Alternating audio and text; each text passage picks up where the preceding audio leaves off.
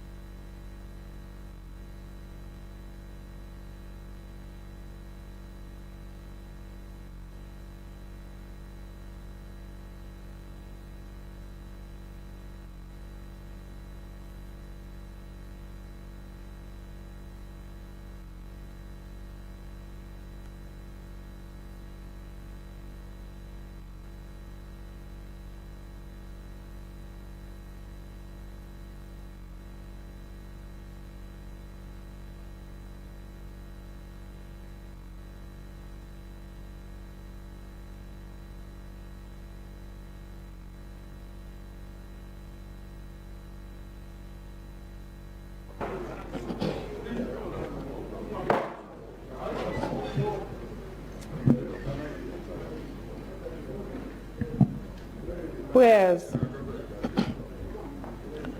Almighty God, without whose help labor is useless, without whose light search is vain, we thine unworthy servants here gathered together in thy name, do most humbly beseech thee to send down thine heavenly wisdom from above, to direct and guide us in all our deliberations, and laying aside our private interests, prejudices, and partial affections, the results of all our counsels may be to the glory of thy blessed name.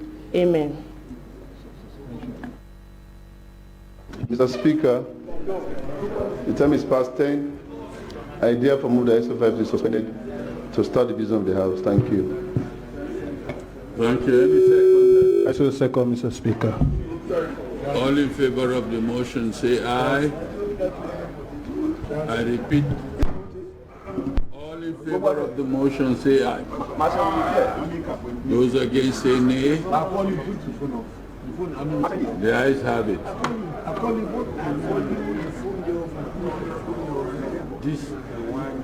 This gentleman is still not giving me the person.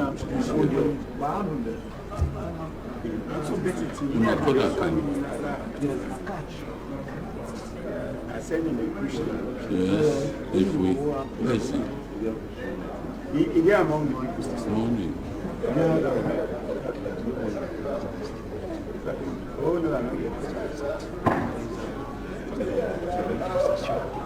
But you've given me, no, I will not. You have your own bite. So let's allow others. Yeah, but then I cannot see that.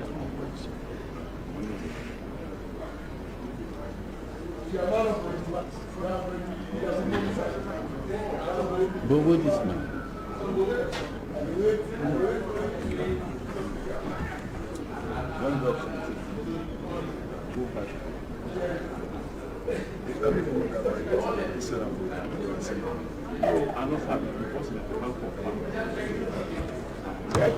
Please come and put this thing on. It keeps going off. We have to do with that.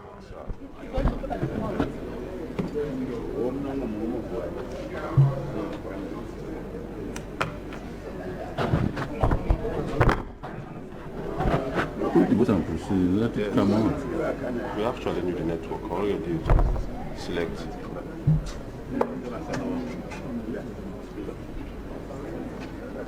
So we can. The level of the network.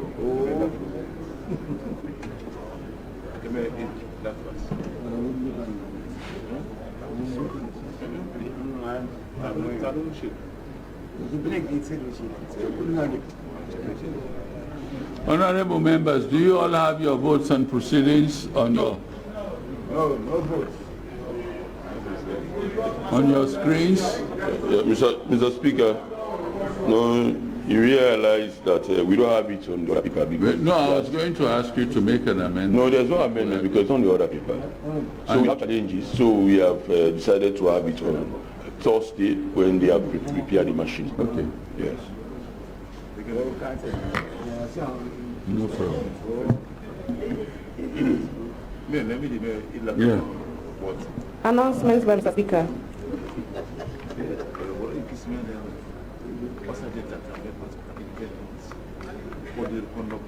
Today is the last.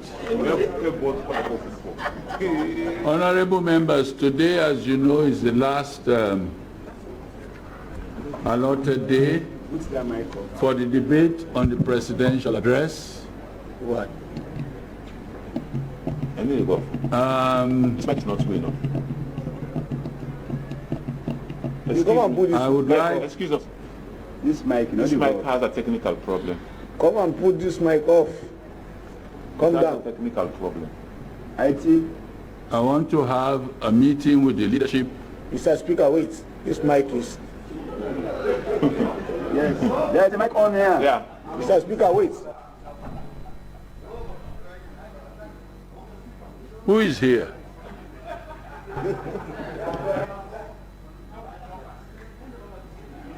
Who is interrupting me?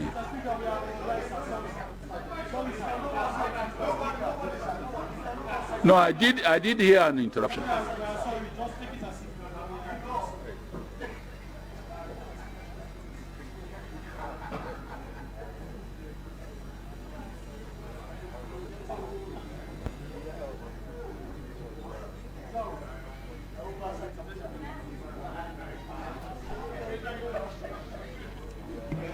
As you are all aware, next week, the 6th,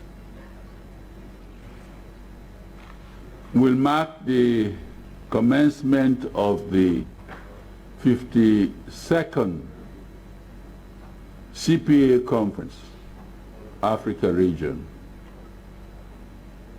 of which all of us, this Parliament, is playing host. Next week, Monday, will be the opening, the official opening, to which all of you are invited. But what I intend to do by tomorrow is to give a briefing to the leadership, bringing them up to speed on arrangements made for that conference at 11 o'clock in the morning, and then at 1 we'll have a meeting with all of Parliament in Committee Room 1 to bring you up to speed. For those of you to be assigned specific tasks, you will then be informed what tasks will be assigned to you to perform on behalf of Parliament, since we are all together playing host to that conference. It is not a partisan issue. It is a parliamentary issue. And all of us are together playing host to the rest of Africa, members of the Commonwealth. I am reliably informed that, in fact, the speakers will start arriving today. The Honorable Speaker of the Parliament of Zambia is arriving today, and later this evening. And throughout this week, we're going to have arrivals, and I will be delegating the simple task of receiving speakers or their representatives on this side of the river. They will all be arriving at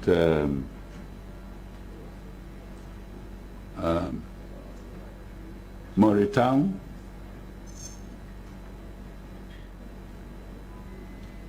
The water taxi at Moretown. On that side, arrangements are being made for our protocols to receive them at the airport. They will be ferried to Moretown Terminal, where senior members of Parliament will be asked to receive them and accompany them to their hotels. The conference proper will start on Monday, the 6th of June. Before that, there are meetings, of course, of various committees. Not all of you will be members of those committees or will be needed for those committees. But if you are, you will receive notice well in advance of the meeting, and you'll be told about the venue and the agenda of those meetings. As I said, tomorrow is a better day for us to go through the program of the visit, first with the leadership of Parliament, followed by the general membership of Parliament. And I want all of us to take ownership of this particular event. It's the first time, I believe, Sierra Leone is playing host.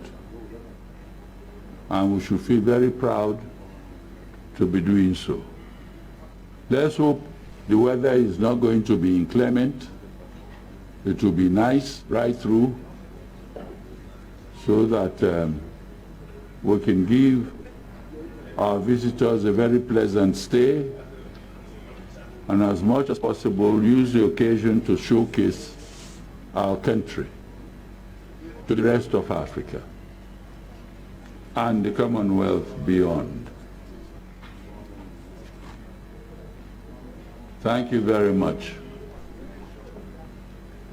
We shall now get on with the day's business. And let me be quite open here and honest. Today is going to be restricted largely to the leadership of Parliament to debate. For those who failed to catch my eye in the last 4 days of debate, please forgive me. Mr. Speaker, as whip on this side, Mr. Speaker, I'm pleading, Mr. Speaker, that you take... I'll prefer to hear from your leader. You have a leader. Mr. Speaker... Pass through your leader. I have said, let me repeat, today is largely restricted to the leadership. Mr. Speaker, I'm part of leadership, sir, and I'm pleading on behalf of my members. Your leader. Okay, thank you, sir. Mr. Leader, If I begin to disperse leadership, there will be no end to it. Thank you. You have a clear structure that I'm going to follow.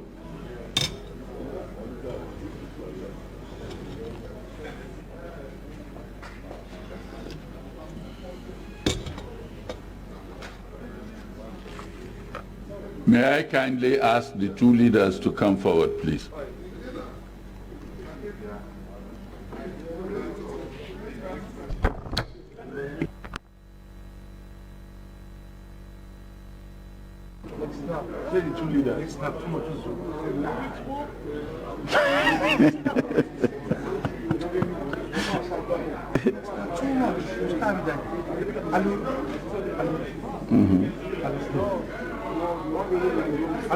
Ah, bon, ça, c'est important. Ah, c'est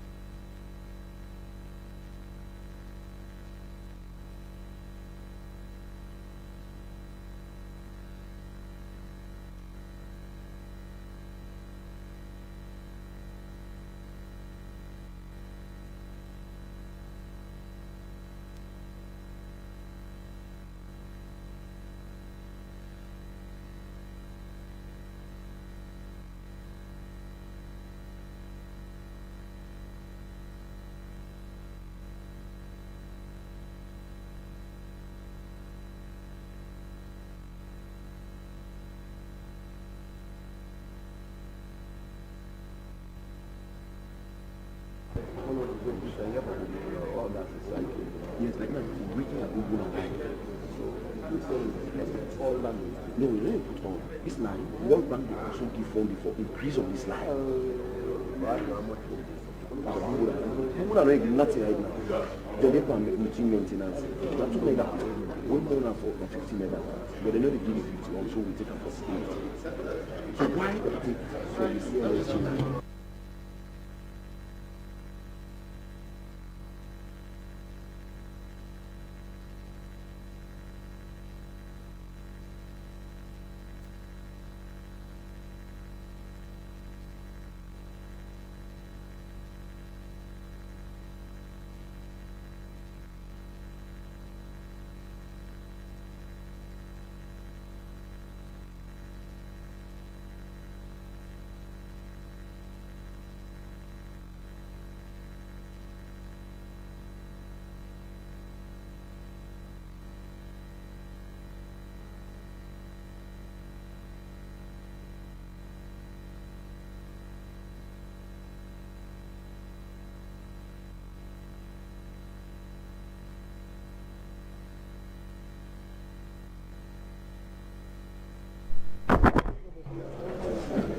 So, yeah.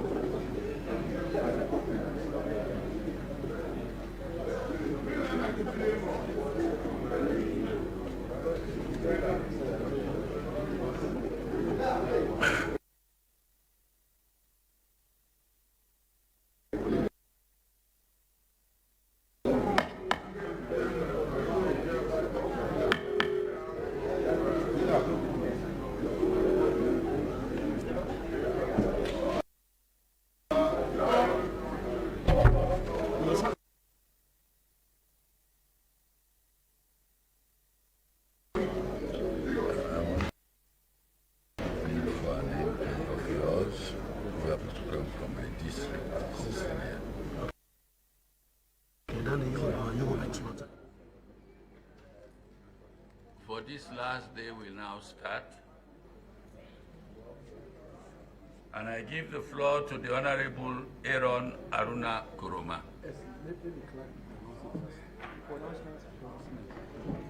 Go ahead. Thank you, Mr. Speaker. Wait 1 minute. Yes. Motion of thanks to His Excellency the President Julius Maada Bio. Proposer Honorable Matthew S. Newman. Seconder Honorable Ishmael Samasandi. Fifth allotted day. Continued debate. Honorable Aaron, you have the floor. Thank you, Mr. Speaker. You will be I want followed to by the Honorable Tawa. take this opportunity to specifically thank you for finding time out of the order you have made that today's Is debate Honorable Tawa here? is exclusively for the leadership. I can't see you. Oh, okay. Yeah. Mr. Speaker, honorable members, when I followed the debate, I overheard one of the MPs from Kenema who was saying that the president, because he has failed, he should be allowed to repeat. Mr. Speaker, honorable members, I was a teacher, and I'm sure a good number of MPs here were from that particular noble profession. And when a student fails below minimum, that student should not only be allowed to repeat, but that student should be expelled. And that is why in 2023, because of the abysmal performance, the abysmal failure of this government, the people of this country are going to expel His Excellency President Point of Julius order, Maada Bio. Mr. Speaker. Point of order. Which point of order? 34. Mr. Speaker, Speaker, I don't see member Mr. Speaker. From 91, he did not quote properly. He said, if there was a conjunction, and if you think this man has failed, then you should give him the chance to come back. That is what was said, Mr. Speaker. All right, so thank you for endorsing my statement. Why is important? He mentioned failure. Mr. Speaker, honorable members, let me refer you to Honorable members. page. Honorable members, Page do 26. bear with me just 1 second. You know, I think we are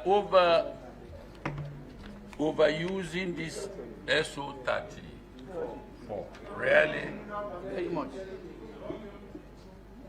If SO34 had life, by now it will be protesting that it has been used much too often in this chamber. Let's not keep using it as a means of interrupting, incessantly interrupting the debate. This was why I referred honorable members, considering that our democratic dispensation is a hybrid one that combines both the American and the Westminster system, to spare time to watch television and see how debates are done in those two jurisdictions. You will notice that there is hardly any interruption. They allow the speaker to have his way or to have his say.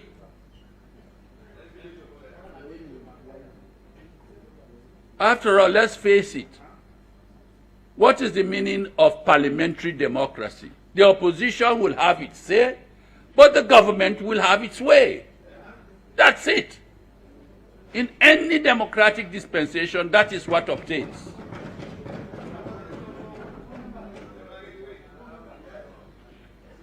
The opposition will always have a say, and the government will always have its way.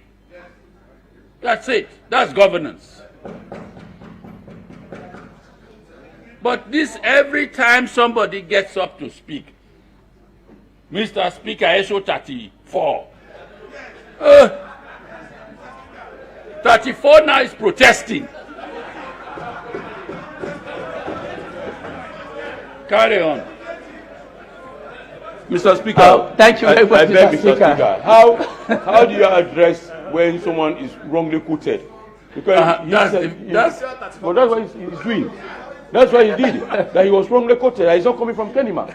He's not coming from Kenima. He's coming from Bo. Mr. Leader, the MP that made the statement is from Kenima.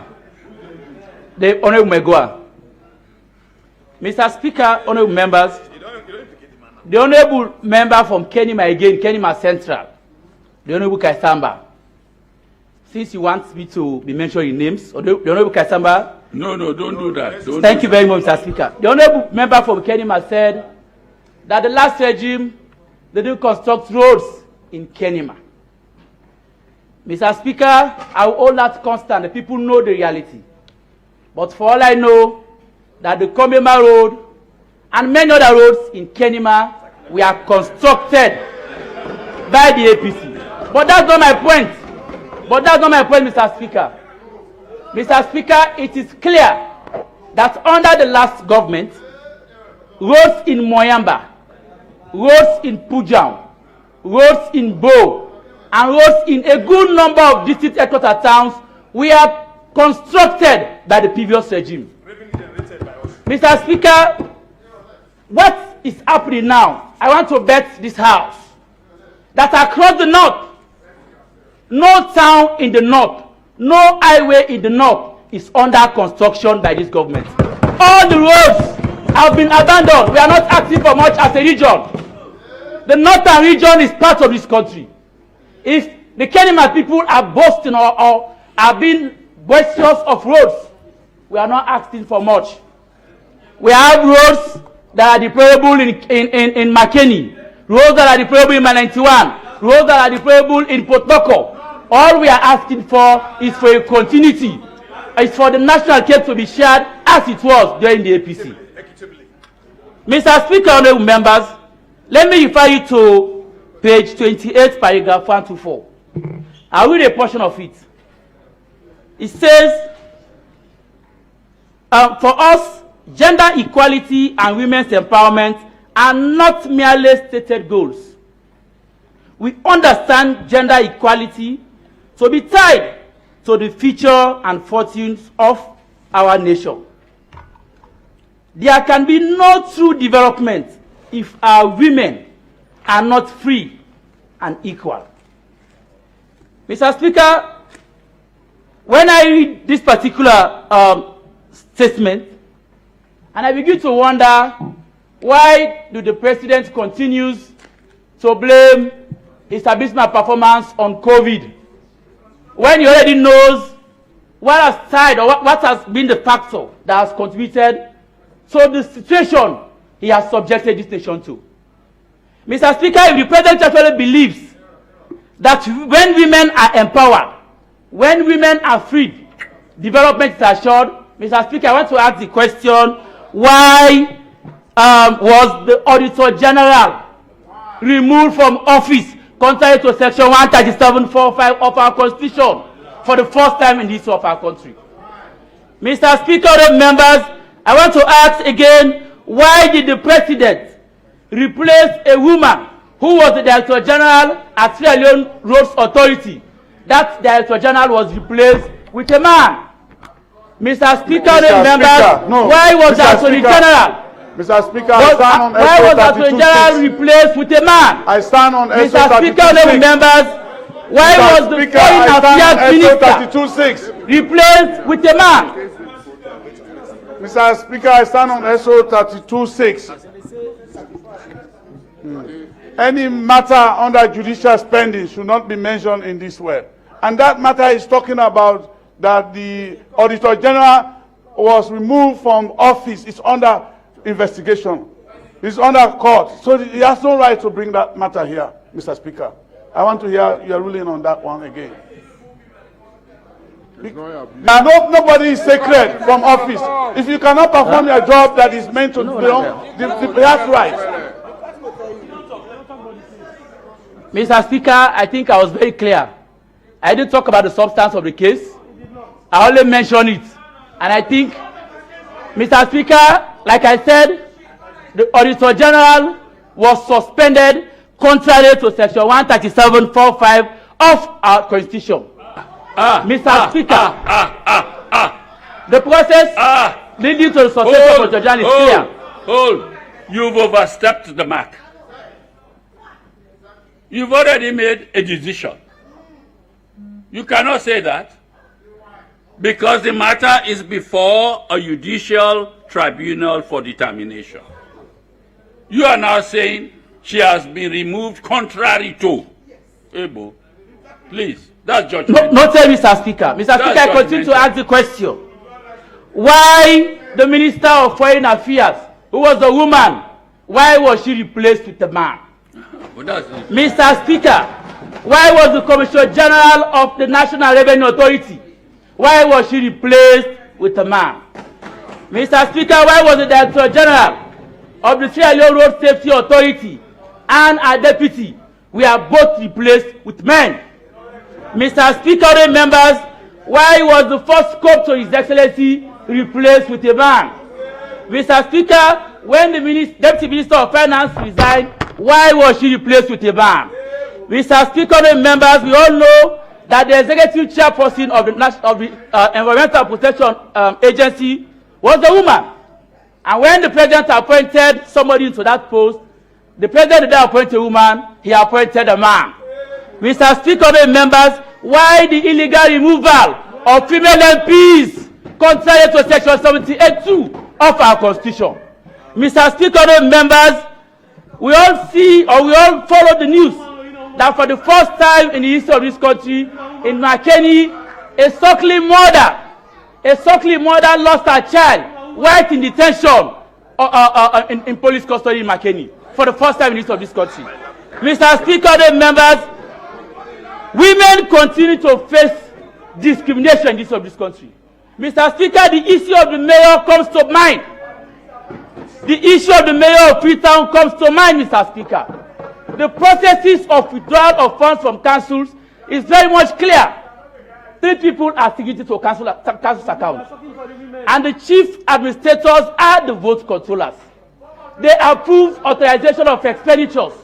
Mr. Speaker, should there be any investigation, why should it just be the mayor leaving the vote controllers and the finance officers, who should be equally investigated, but rather the poor woman, the mayor, and somebody who she hired through the council on a resolution.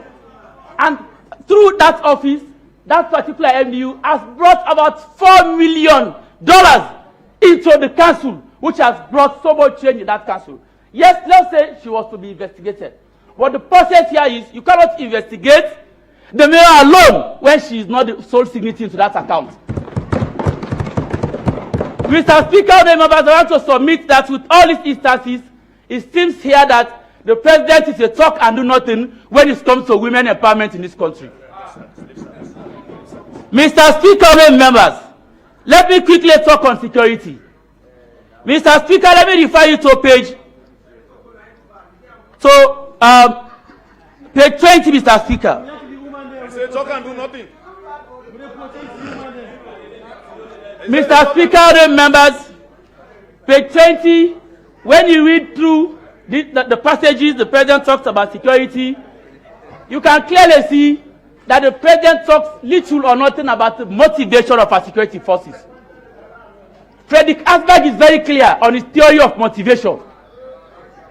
You cannot, almost all that was mentioned here, there is nothing directly that has to boost the morale, the efficiency, the productivity of our security forces. And this is evident. Mr. Speaker, if the chairman of the Internal Affairs Committee doesn't know, as I speak, added to the go-slow strike by the teachers, there is also a go-slow strike by our Sierra Leone police. For the first time in the history of this country, Mr. Speaker, let me shock this house. Mr. Speaker, I don't need to tell the evidence. You can ask your security. All of you that have police officers, you can ask them. 300,000 have been deducted from the salaries of all police officers, of all military men, of all prison officers, and across the security, 300,000 was deducted from their salaries with effect this particular month. This is against the Kenny's theory of wages. Mr. Speaker. The Kenny's theory of wages is saying. Mr. Speaker, for clarity's sake, Mr. Speaker, we are in front of camera and this is public. They did not reduce their salary. It is the risk allowance of the COVID. Since the COVID has ended, they're taking that risk allowance from those salaries. So let's make it very clear. It's not a salary. It's not a salary, Mr. Speaker.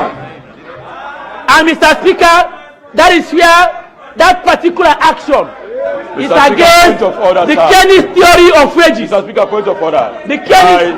I have respect for my man on the other side. We know about the COVID wrapping up. We are wrapping up the COVID. So allowances and that of salaries, these are different things. So we are expecting him to give us the appropriate directions. Was it so COVID allowance removed, or was it part of their salary that due them was cut off? So we just want to know, because we are under the full view of camera. Yes. So point two, the other one that I've not seen where you talk about police on goes to strike. No, he has explained it. Oh, okay, thank you. And from my understanding of his intervention, it was an allowance that has been discontinued. Not their salaries. I don't even want to go over that, but they have even solved that one. But let's leave it as it is. Yes, okay. I know. Mr. Speaker, I want to thank the leader and my colleague to endorse my statement. But what I'm saying is, except if they are saying that COVID is over, but as we speak, people continue to pay for tests each time they want to travel out of this country. So which means there is still COVID. The Kenny's theory is very clear. The Kenny's theory of wages. It says that wages should be sticky downward. You cannot reduce people's wages. You either maintain it or increase it. That allowance was part of the salaries, was part of the involvement of our security forces. Mr. Speaker, these security men are paid quitter. An inspector is paid below 1,200,000. If you take 200,000, they'll be left to 900,000. Considering the economic situation of this country, Mr. Speaker, that in itself is a threat to national security. And Mr. Speaker, what is more unfortunate? The president we have, but honorable member, the president we have is from a security force. It's from a security background. Honorable member, I'm sure you yourself have drawn a clear distinction between salary and allowance. Yes, sir. Thank you, Mr. Speaker. I'm an accountant. Salaries, how salaries are computed? Mr. Speaker, salaries are computed. Your basic pay, your basic pay plus allowances. No. Mr. Speaker, salaries are determined by the addition of your basic pay and allowances. That allowance was part of the salaries of the security personnel. Mr. Speaker, members, what is more appalling? The security force expect much from the president, more so when that is supposed to be his background. If this thing should happen, it must not happen under the watch of somebody who is a retired brigadier. Why should the salaries of our security men be reduced? That in itself is a threat to national security. We should be worried. For the first time, our security forces are on a go-slow strike. They are on strike because they are demotivated. A bag of rice is now 500,000. Mr. Speaker. They have to pay transport. What will be left to take care of their families? Mr. Speaker. That is inhuman to the highest degree. I think I'm going to manage this debate. And the Kenny theory, As far as Mr. this Speaker, particular issue is concerned, I noticed that the leader of government business is taking copious notes and he will most definitely respond to this particular matter. Thank you very much. So let it not detain us further. But Thank you very let much. me remind you, Mr. Speaker, it took over 6 minutes of my time. who me? Yes. No, it's not true. Where the house. No, but he was also responding. He had interruptions. Mr. Speaker, I know you want to manage time, sir.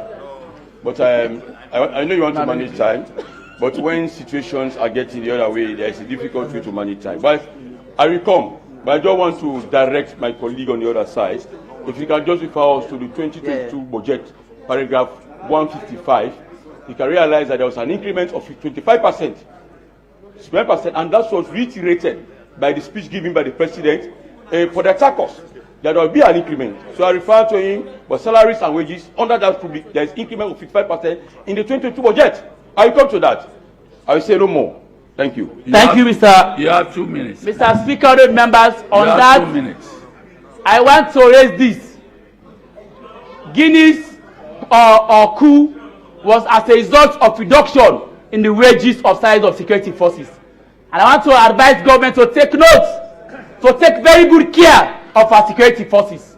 They are key to maintain the peace and tranquility of this nation. Mr. Speaker, honorable members, let me quickly talk about fuel. Mr. Speaker, the most inhuman action of this government is the hyper increase in the price of the retail price of fuel. I see no economic justification. No economic justification, Mr. Speaker, because in 2008, even when the world was facing a global economic meltdown, that year we saw the highest increase in the crude oil price. It rose onto $147 per barrel. At that time, Mr. Speaker, fuel, what the government did, a responsible government, that was the very first time it introduced the two-tier pricing formula, in the sense that when the government waived taxes, because there are, when you look at the pricing components of fuel, there are many factors that determine the price of a liter of fuel. Let me just read them, Mr. Speaker. You come to the realization that most of the factors that determine the pricing formula of a price of fuel is something that government is getting from its retailers. Mr. Speaker, members, there are two components. We have what to call external costs and the taxes and duties. Mr. Speaker, for respect to government, as we speak, the importers of fuel will have to pay for agency fee. They will pay for road user fee. They will pay for excise duty. They will pay for all sorts of taxes. Virtually every liter, government is making almost 10,000 leos per liter on any liter that we are buying. That money has to be paid to government. Why can't this government forgo that 10,000 to ameliorate the suffering of our people like the APC government did? If in 2008, salaries was petrol price increased to 147, and yet it was sold at 6,500. Why, when it all just increased to 115? So that, as we speak, The price per barrel is 115, way below the 147. But yet, the Indian government is selling the price per litre to 115,000 euros. That is inhuman, Mr. Speaker. Lastly, Mr. Speaker, honourable members, let me talk about environment. Mr. Speaker, one of the uncalled action that has been done by this government is the creation of the Ministry of Environment. Mr. Speaker, if I were president, I will close that particular ministry. Because, Mr. Speaker, since the creation of that particular ministry, we have seen more environmental depletion, more environmental degradation than ever in this country. You drive around the Gatti Road, you drive around the Peninsula Road, all our forests are gone. And what we notice is a state-promoted deforestation. We see a government giving license to somebody to deplete our forest in the name of making money. And what is more unfortunate, the districts where these timber products are coming from are left deprived with economic opportunities. Go to Falaba, go to Konadugu, go to Tonkoli, go to Bambali. They do not have anything to point at. On that note, so we coming from the proceeds of this timber, or rather, there is a mini stadium being built from the proceeds of forest products from Konadugu. On that note, Mr. Speaker, this government continue to have the APC government going to take pride in the support to education. In 2007, Mr. Speaker, we inherited the allocation to the education sector at 3.7. Before we left power, that allocation was increased to over 15%. And that is why you saw, I was the teacher before I went to college. In 2006 to 2007, my salary as a EU teacher was 104,000. Mr. Speaker, within 4 years, within 3 years when the APC assumed office, salaries of teachers for EU teachers was increased by over 300%. For HEC, it was increased by over 180%. For degrees, it was increased by over 160%. That is why you realize an HEC teacher who used to receive 280,000, before we left power, that teacher was receiving close to 900,000. So we take pride to have benefited teachers. The teachers are not asking for much. All they are asking for is for a living wage. When they were paid 1 million, a bag of rice was 200,000 euros. Today is 500. Take care of our teachers. You cannot achieve quality without taking huge priority to our teachers. Our teachers deserve better.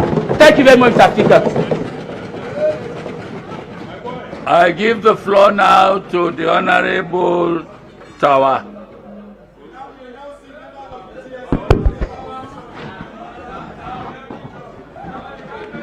Thank you very much, Mr. Speaker.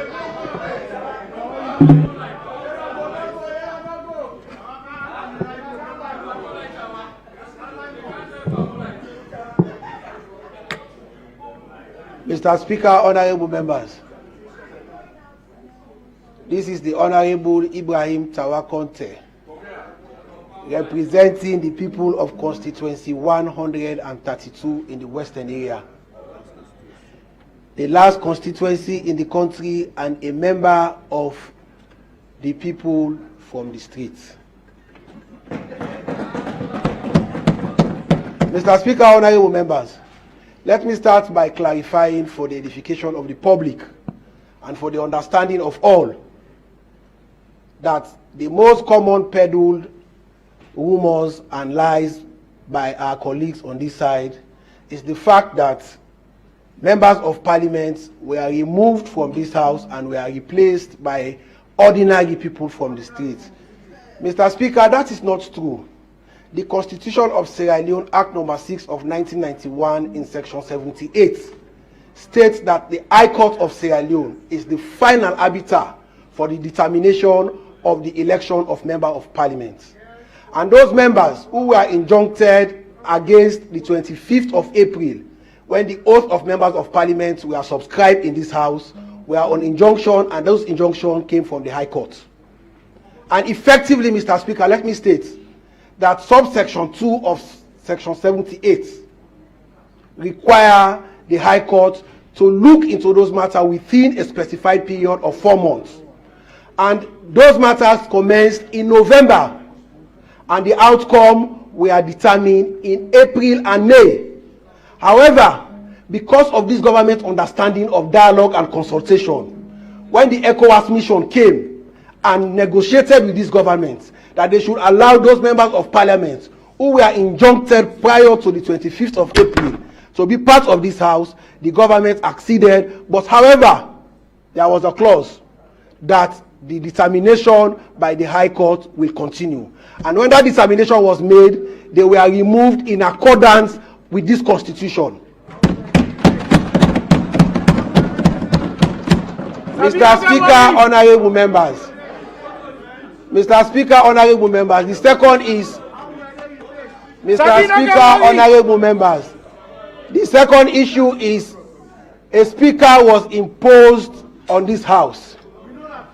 Mr. Speaker, the amendment of section 79 and 80 by the APC, who were having 72 members, too short of two-thirds majority of the 1991 Constitution, created the path for the speakership election to be political. If we are to speak, we have to be fair, we have to be honest. And in all honesty, they must acknowledge that the speakership election was done in accordance with the processes and procedures laid out in the standing orders of this house. So let me state categorically at this point, in the 5th session of the 5th Parliament, that the Right Honorable Speaker, Cherno Abbas Bundu, was properly elected in accordance with the laws of this land. Mr. Speaker, honorable members. Point of order, Mr. Speaker.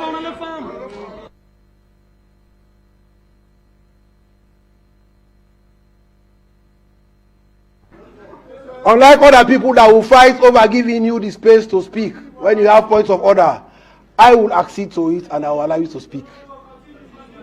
Because when the boy from Lumley, the boy from the street, the former deputy head boy of Services Secondary School speaks, everybody must listen. Mr. Speaker, honorable members, let me address the issue on the economy.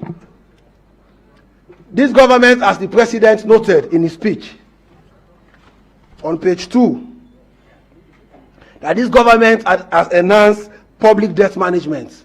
That is true, Mr. Speaker. Before now, when debts were reported, nobody took cognizance of arrears. But for the first time in 2020, an arrear of about 3.3 trillion, amounting to $360 million, was noted and formed part of the public debt of this country. That is a huge margin.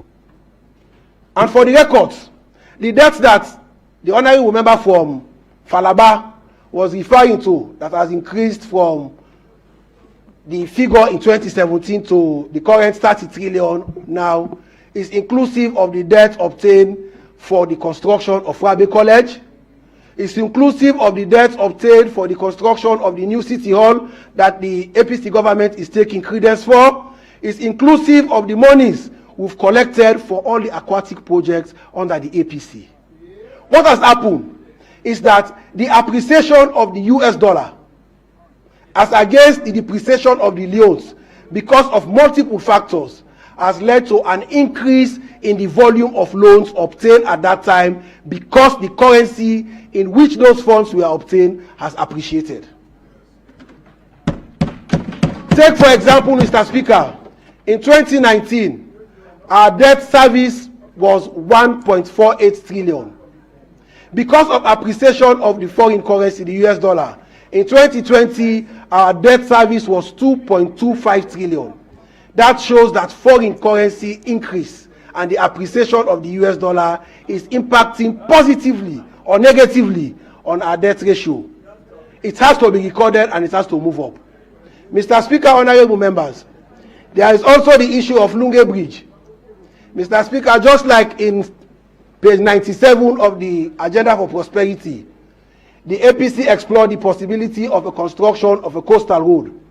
That was the same intent that the SLPP in the People's Manifesto considered the exploration of the possibility of constructing a bridge to Lunge. So it is not a fantasy. Neither anybody is denying the fact.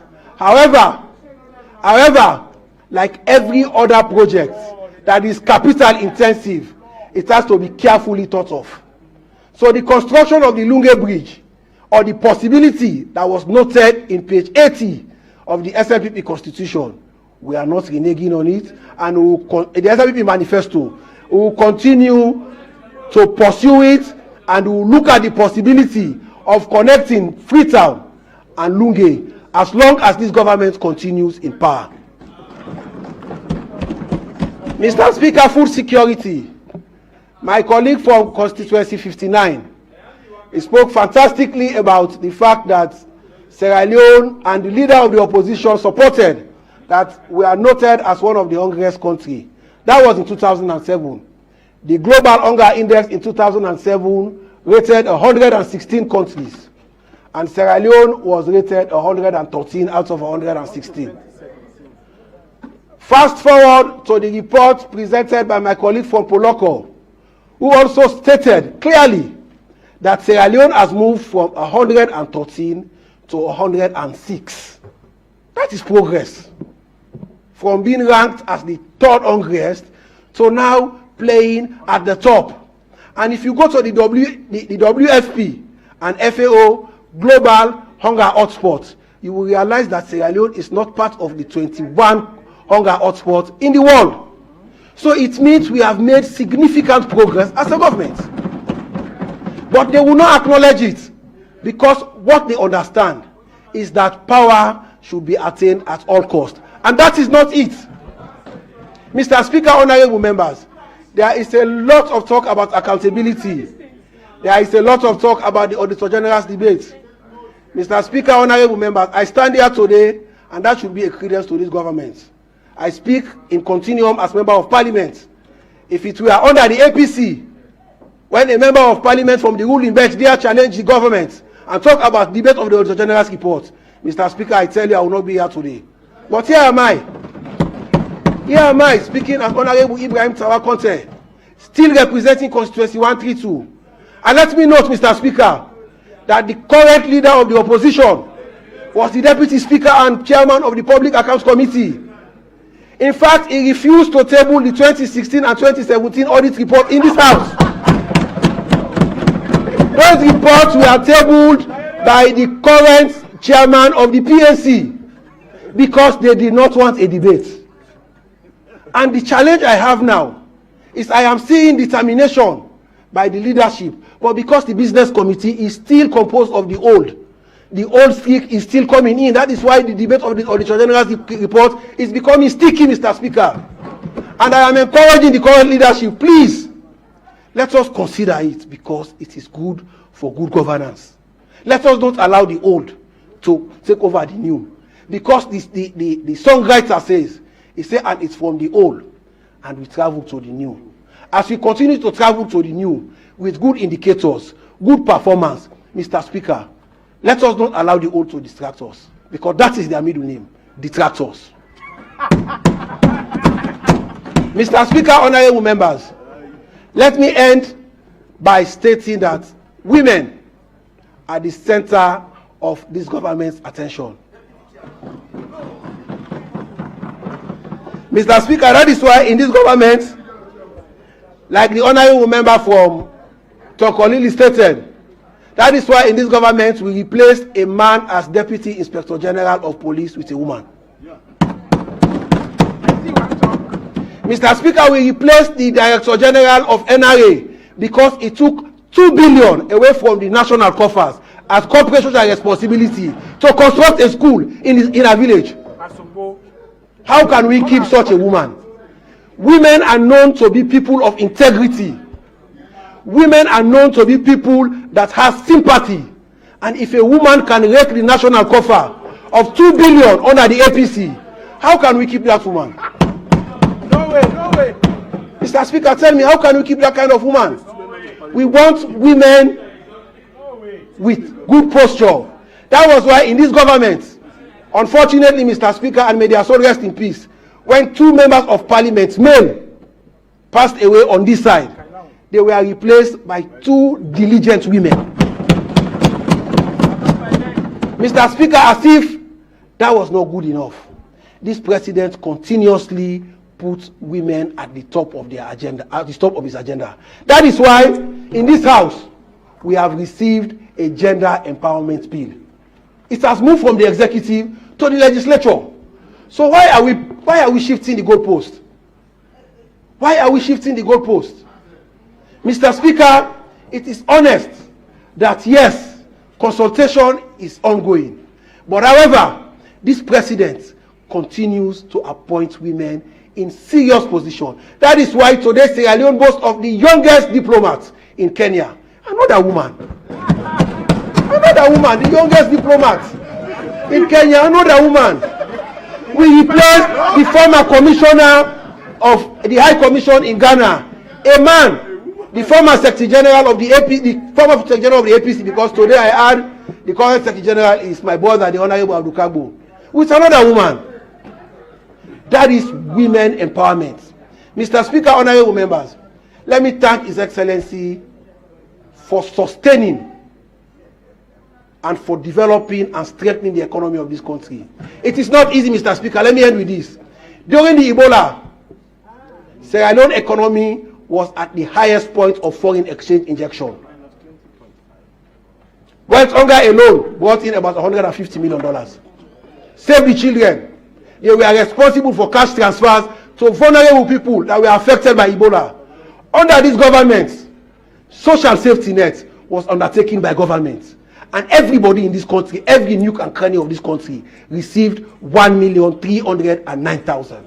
That is the support of government. That is a responsible government. Mr. Speaker, honorable members, let me thank His Excellency and thank my leadership and thank you for giving me the opportunity. Thank you very much.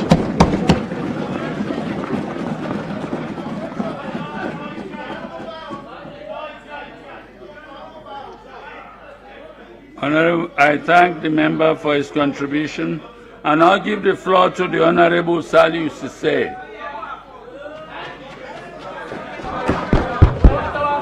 He will be followed by the Honorable Vandi.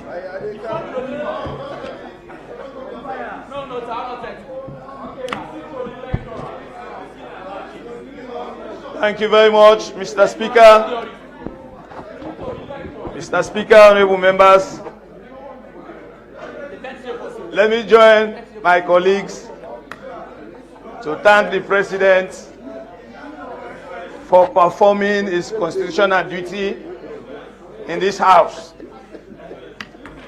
Mr. Speaker, honorable members,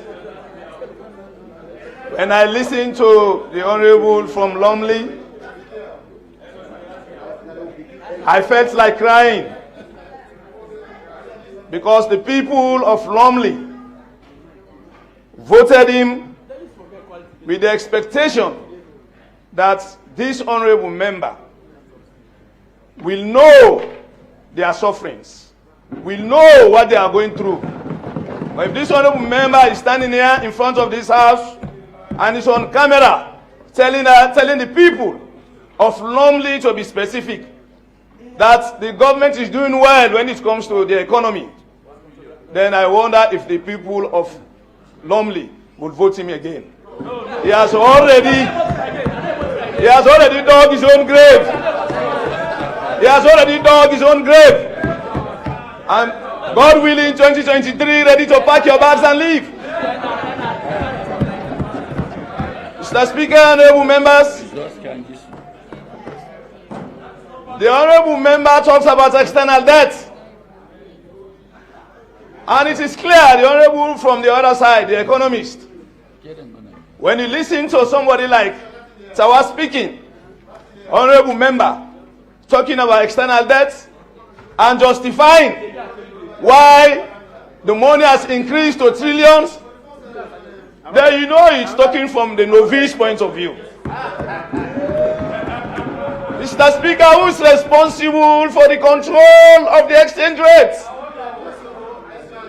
Who is responsible for the control of inflation? Who is responsible for the control of GDP? The answer is clear, Mr. Speaker. It is the responsibility of government to ensure that the fundamental variables that are responsible to keep the economy in a sound footing you put those policies in place. This is what exactly this government has failed to do. And sadly enough, Mr. Speaker, honorable members, when I listen to colleagues from the other side saying or blaming COVID, the last time I mentioned here that we should not be blaming COVID, because I said it was a blessing in disguise. Mr. Speaker, honorable members, when the former president, Dr. Ernest Bai Koroma, took office in 2007, there was a global financial meltdown, a credit crunch, of which all financial institutions were in turmoil. Nobody wanted to invest in other countries. That was the time the former president took office. But with very good team of economists, the likes of Dr. Samura Kamara, the likes of Edmond Koroma, they turned around the economy. They turned around things and attracted so many investors. And Mr. Speaker, honorable members, the biggest challenge of this government is to attract or convince the private sector to take part in the economy. There will never be growth in the economy if the private sector is not playing a critical role in that country. This is what is affecting our country. Mr. Speaker, because I'm an economist trained from the UK, may I take this responsibility or honors to tell colleagues, because I want to talk with figures and facts. I will not be talking like a novice. I want to talk to the facts. When Ernest Koroma took office, let us take the three variables. Let us take the three variables. When President Koroma took over, inflation in 2007 was 11.62%. In 2007, when we inherited a very bad economy at the time, because the late president did his best to bring peace in this country. And when President Koroma took over, he did not concentrate on the pitfalls of the former regime. But what he did was to focus his attention in turning around the economy of this nation. So even when inflation was 11.2%, 6%, and as the honorable member, the leader of government business said, my analysis will be based on the first 4 years of Ernest Koroma and the first 4 years of President Maada Bio, so that I do justice to President Bio. Mr. Honorable members, Mr. Speaker, you know that as researchers, it is always important you compare like for like. That is why I'm narrowing down my analysis on the 4 years of Ernest Koroma on one hand, and the 4 years of President Bio on the other hand. At that 4 years, when we took office, when inflation was 11.6%, in 2012, inflation was 13.9%. A very gradual increase in prices, which is obvious as an economist, you know. And when you take the difference, it's about 2% increase, which we call creeping inflation. That is creeping inflation. Gradual increase in prices. Because there was investment in this country. There were investors. There were investors in this country. But for now, you realize that in just 4 years, when President Bio took over office, in 2018, the inflation was 14%. In 2018, it was 14% for President Bio. Sorry, for President Koroma. He left the country at 14.2% inflation in 11 years. And today it is 22.4%. In 4 years, it is 22.4%. The difference there is over 5% increase. Mr. Speaker, honorable members, we have what we call real inflation. If we look at real inflation, we will say that prices have increased for over 100% in this country.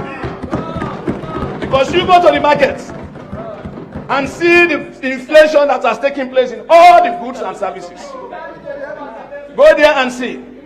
Mr. Speaker, when you move on to the other variable, which is GDP, I'm looking at the annual average of GDP. Because I'm coming from the professional point of view so that we stop blaming COVID. I want to be the lawyer of COVID today. Yes. GDP, when we took over office, GDP was 8.1%. From Pakaba, it was 8.1%. In 2012, it moved to 15.2% due to the economic variables, the economic technocrats that we had at the time. They turned around the investment. The mining sector became flamboyant. And Sierra Leone was ranked as one of the fastest growing economy, second to Iran. So on the economy life for life, President Biop promised the people of this country that in 6 months' time, it will turn around the economy. Now we are 4 years. On the side of Ernest Koroma, he said, I will run this country as a private business. And he succeeded. He succeeded. He succeeded.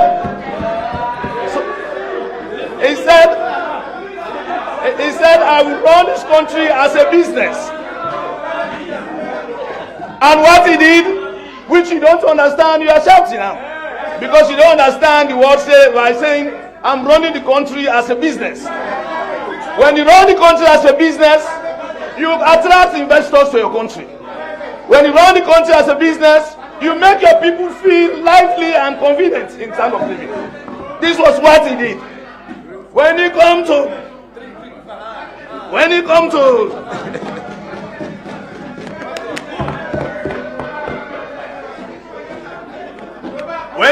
2018, when you come to 2018, honorable members, this government promised the people of this country, promised the people of this country to turn around the economy. Up to date, we keep on projecting to have 5% increase in GDP. As we speak, we are less than 5% and will continue to be less than 5% as long as this government continues to be in power. So this is why the people of this country, come 2023, they will vote you out. The exchange rate, as it is popularly known, whatever you do on the exchange rate, you will always find problems because you cannot control it. You can only control it when you have sound economic policies, which are lacking in this government. When President Koroma took over office, the exchange rate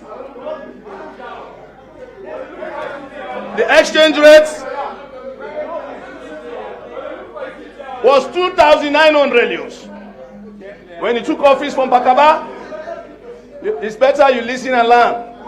Because these are figures, until you do research, until you are thorough, you will not have these things. The honorable from the other side that are thorough economists, they know what I'm saying. The point I'm making here is, when in 2007, the exchange rate to the dollar, on average, was 2,900 euros. In 2007. In 2012, the exchange rate was 4,300 pound. So this means our economies, our investments, our foreign investors, we are doing very well. And for that reason, the foreign reserve, the foreign dollar, the dollar or the pounds was in circulation.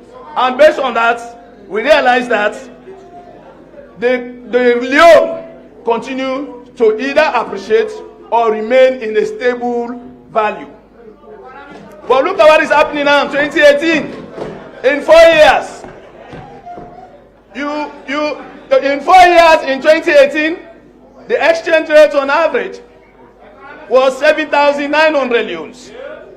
On average, we left the exchange rate at 7,900 leones. But when we, on average, that's why I'm using the word average.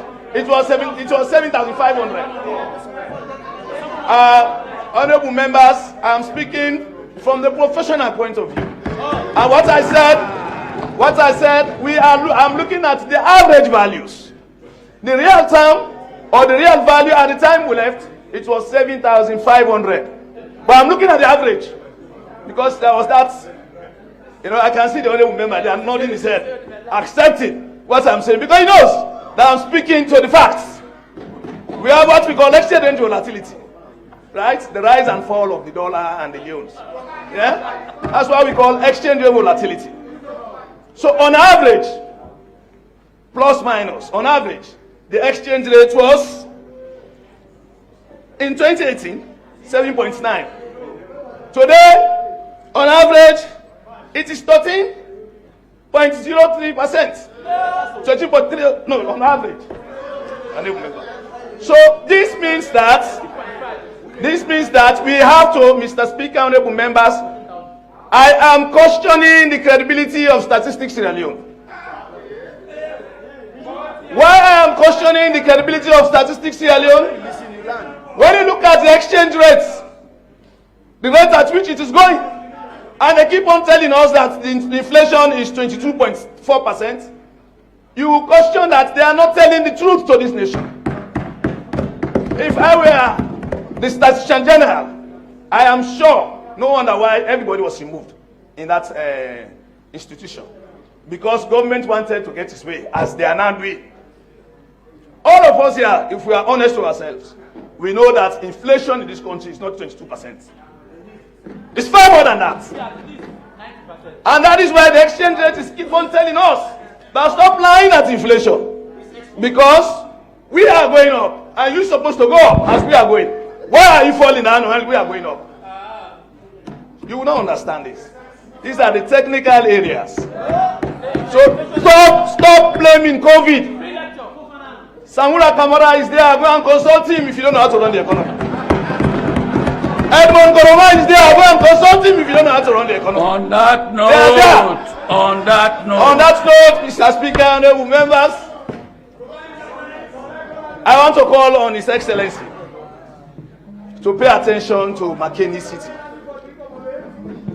He promised to renovate the referral hospitals for the road leading to the regional hospital.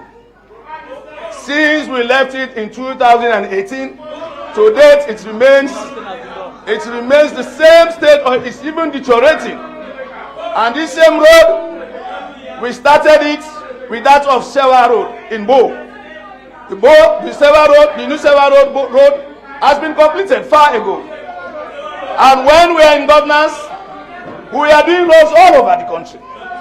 And you people from the other side, when we are on opposition, you used to say we are doing cosmetic roads. But today you have introduced another terminology. When you have taken over office, instead of calling it cosmetic roads, now you are calling it, we are resurfacing the road. We are regraving the road. Go here and see. We wasted billions of dollars on the regraveling. We wasted billions of dollars on resurfacing. And when you go there in August, there is nowhere for us to go. Why can't you use that $30 million and do proper road for our people? Why? And on that note, Mr. Speaker, honorable members, I am sure the president must have listened to what I have just spoken to this house. And let him know that from all, if people are telling him that Mr. President, you are coming for second term, they are deceiving him. They are not telling him the truth. The people are fed up. They are suffering. Hardship is all over. It's all over. Do something, although it's too late. With that, for you to do something. With that, I want to thank you very much.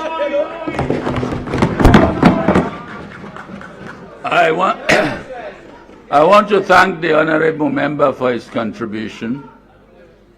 At this juncture, I want to make an observation on behalf of the House. First, let me inquire, how many MDAs are represented here? Yes, please stand up and identify yourselves. No, come to the gallery. Yes? Please, please, please. Huh? Environment is here, yes? Information is here, yes? Fire Force is here. Anyone else? Yes, sir. Mine is here. Ministry of Mine. Ministry? Of Mine. Fine. What about the gallery? Yes? Ministry? Do you mind coming down, please? Make your way downstairs. Who else in the galleries? Who else in the gallery? Fine. Now, it is very clear to me, and I'm using this medium to communicate this on behalf of Parliament, to all MDAs. This is the fifth and last day of this debate. Parliament had taken a decision that all MDAs should be represented at least at the level of director to follow this debate. And the vast majority of MDAs are not here. Let them please take note now that under my watch, those MDAs that are not here will only have themselves to blame for taking Parliament or treating Parliament with indifference or even with levity.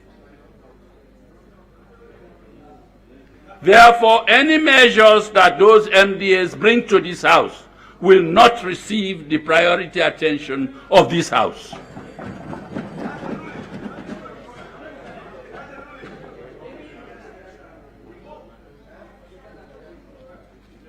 The same indifference that they are showing towards Parliament will be duly reciprocated.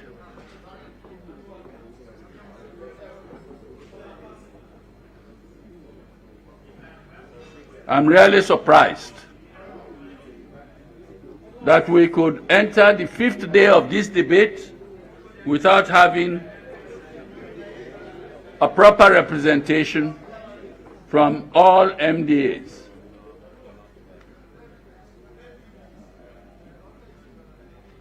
I don't know whether the Deputy Leader of Government Business has anything to add. Mr.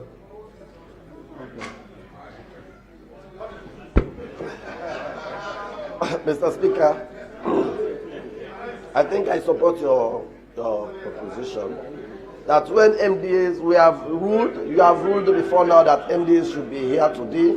The fact that they are not here, we will treat them the same way they have treated us if they bring documents to this House. That goes for every measure, including their budget estimates. That ruling extends to their budget estimates as well. And I'm using this medium as a means of communicating directly to them. Mr. Speaker, addendum to the Deputy Leader, just a submission, Mr. Speaker, it is that sometimes we say we say things in a while, we don't assert them. So, Mr. Speaker, no, but that's a fact. That's a fact. That is a fact. We don't assert them, Mr. Speaker. That's the reason why they are treating us levity. Number two, Mr. Speaker, those that are here, let's take names of those MDs that are here, and then we deal with those that are not here. That was why I asked them to identify themselves, and I hope the clerks have taken due note. Thank you. Thank you.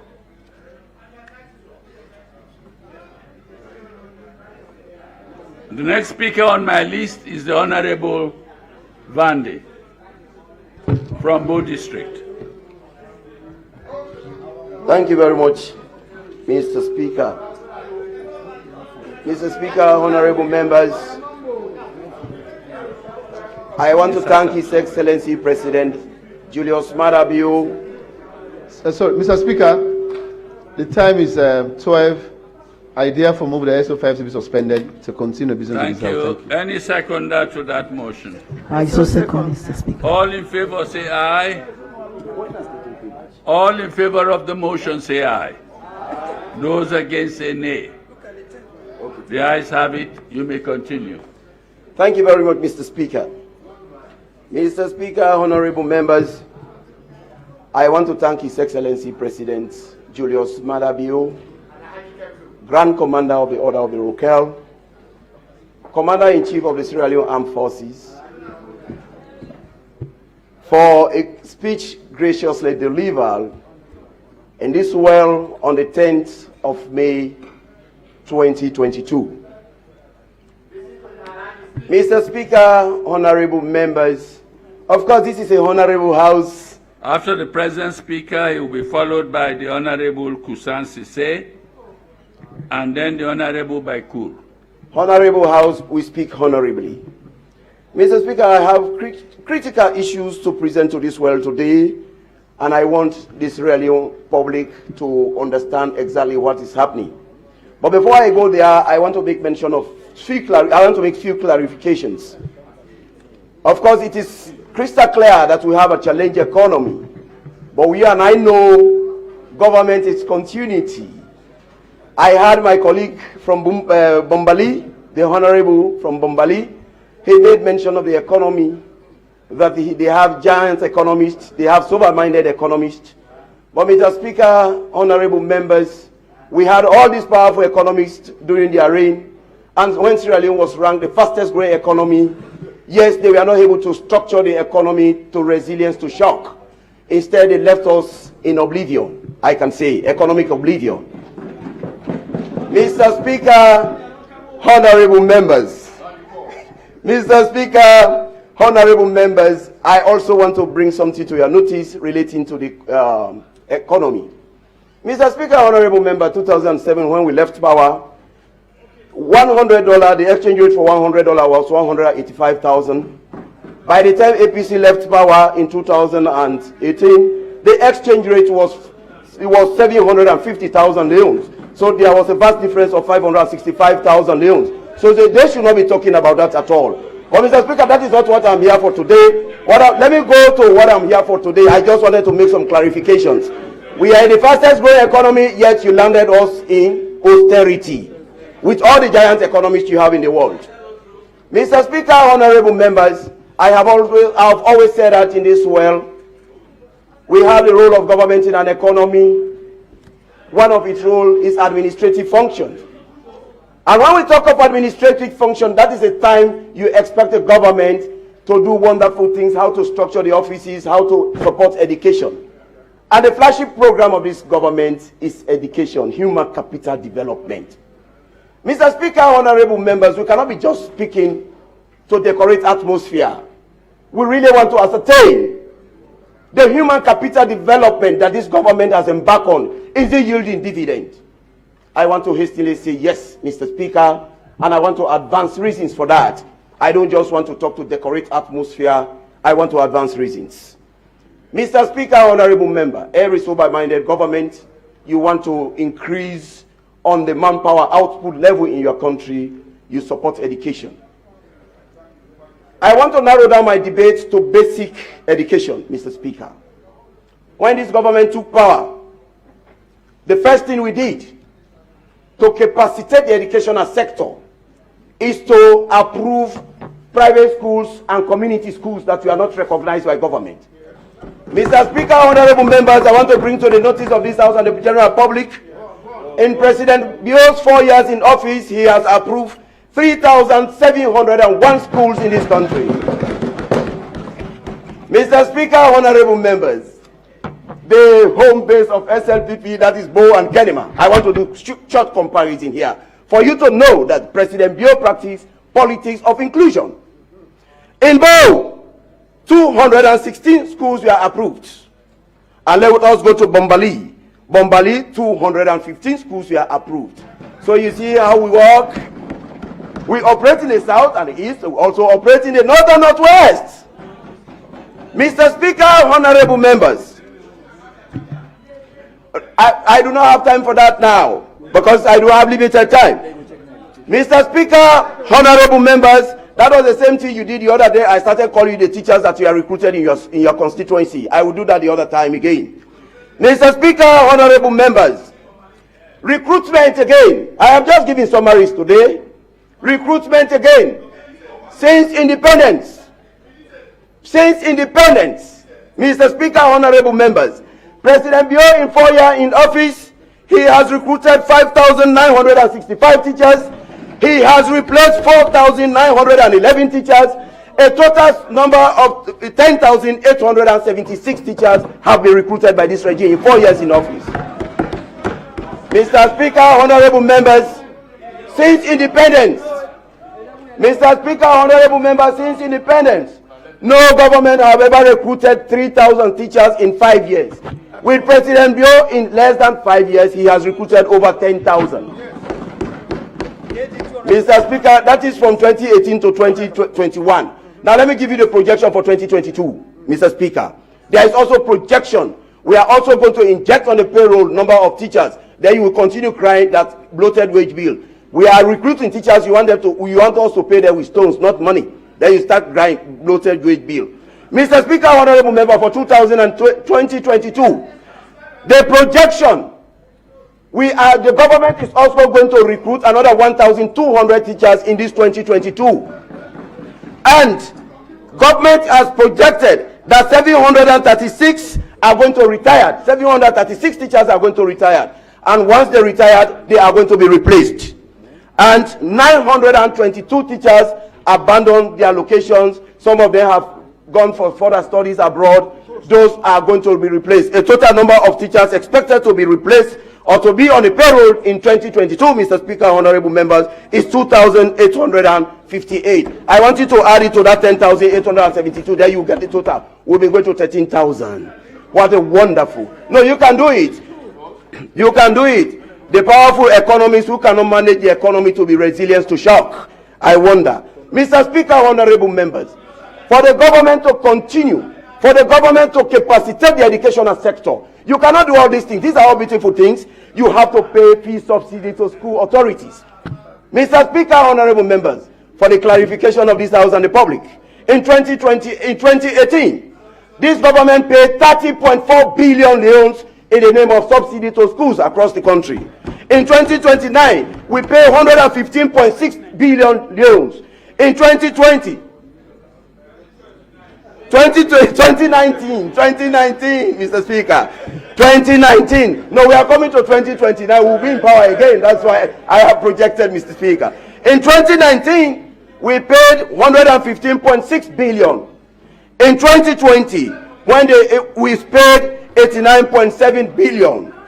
In 2021, Mr. Speaker, 161.9 billion was paid in the name of subsidy. In 2022, the academic year has not ended. But as I speak to you, we have injected 62 billion in the name of subsidy to schools. Mr. Speaker, I will not stop there. I want you to know the seriousness of this government. It is not like the previous regime when they introduced free education in primary school. In 2016, they were not able to pay primary school subsidies. That is not the case here. This is a different ball game. A quite different ball game, honorable member. Mr. Speaker, honorable members, even for you to pay examination fee was a problem. That is a different ball game this time around. Listen, in 2018, the number of candidates that sat a public exam was 240,461. Mr. Speaker, honorable members, the total sum of 16.9 billion was paid for those candidates. In 2019, 348,509 candidates sat to public exams. A total sum of 51.2 billion was paid by this government. In 2020, 417,132 candidates sat to the exams, public exam, that is Becker, MPSC and WAS, and this government paid 64.9 billion. In 2021, 441,299 candidates sat to the exams, and we have paid $72.8 billion. A total sum of $205.7 billion has been paid as public fees exams since Father Bio took office. Mr. Speaker, honorable members, now let me tell you, maybe you doubt, with all this money government is investing, is it yielding dividends?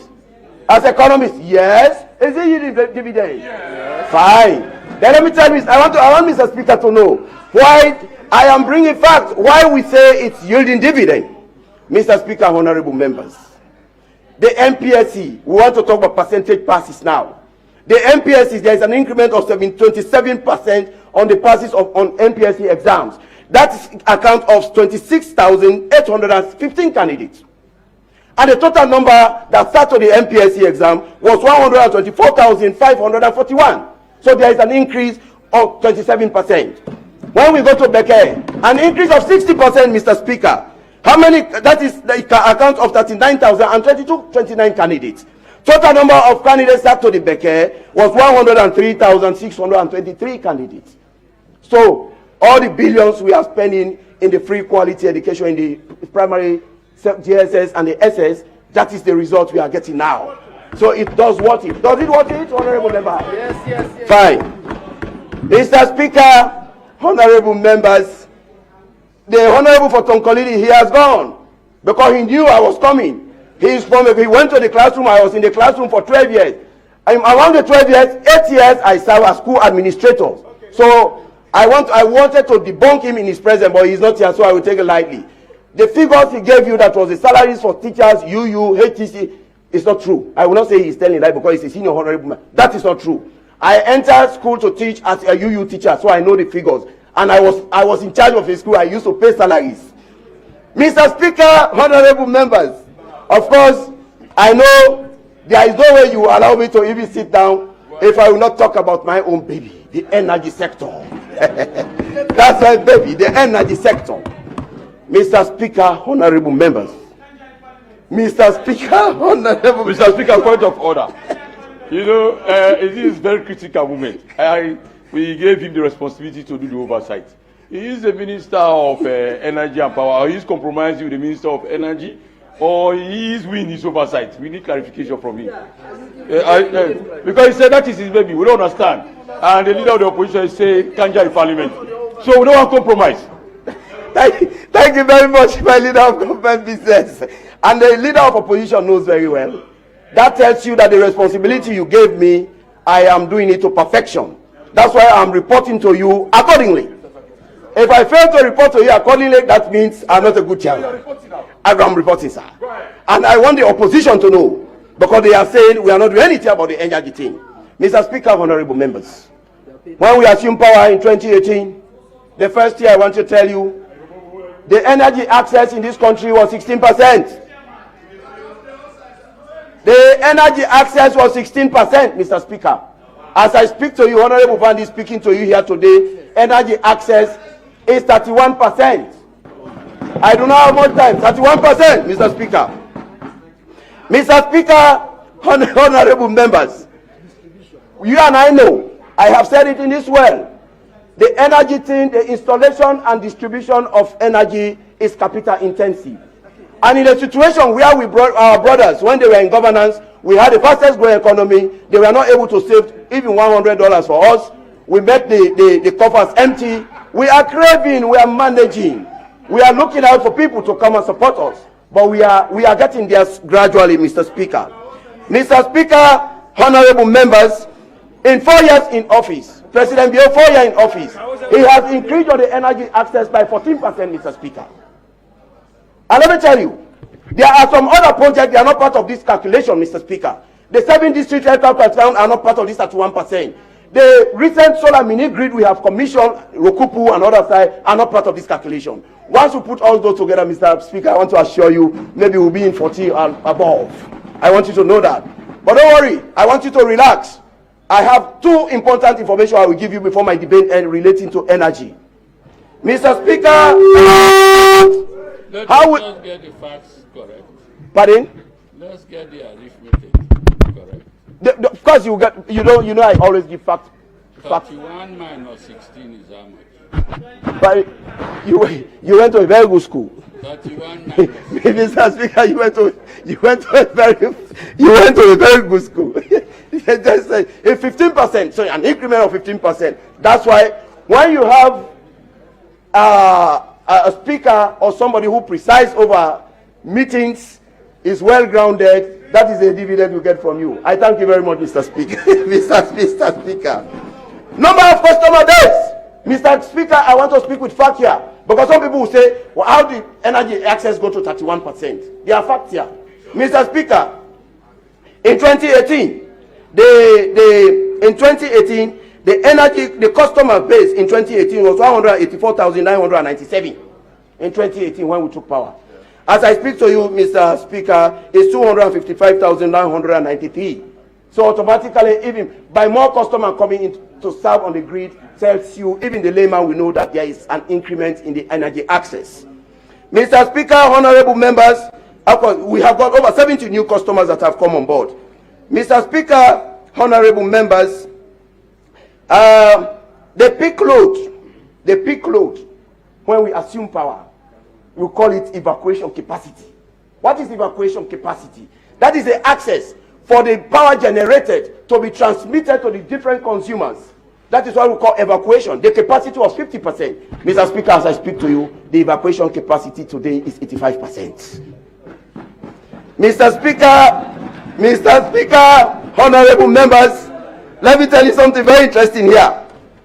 The solar mini grid. I spoke to somebody the other day, he told me SO2. But now we bring her. Solar BZ from Kona, then now we bring her. Of course, Mr. Speaker, government is continuity. I must accept that fact. The solar mini grid project was introduced by the APC. 54 communities. They started with 54 communities. We refer to that 54 communities as work package 1. But let me tell you one interesting thing here. Now we are comparing the APC led by Ernest Koma and the SLPP led by by President Bio.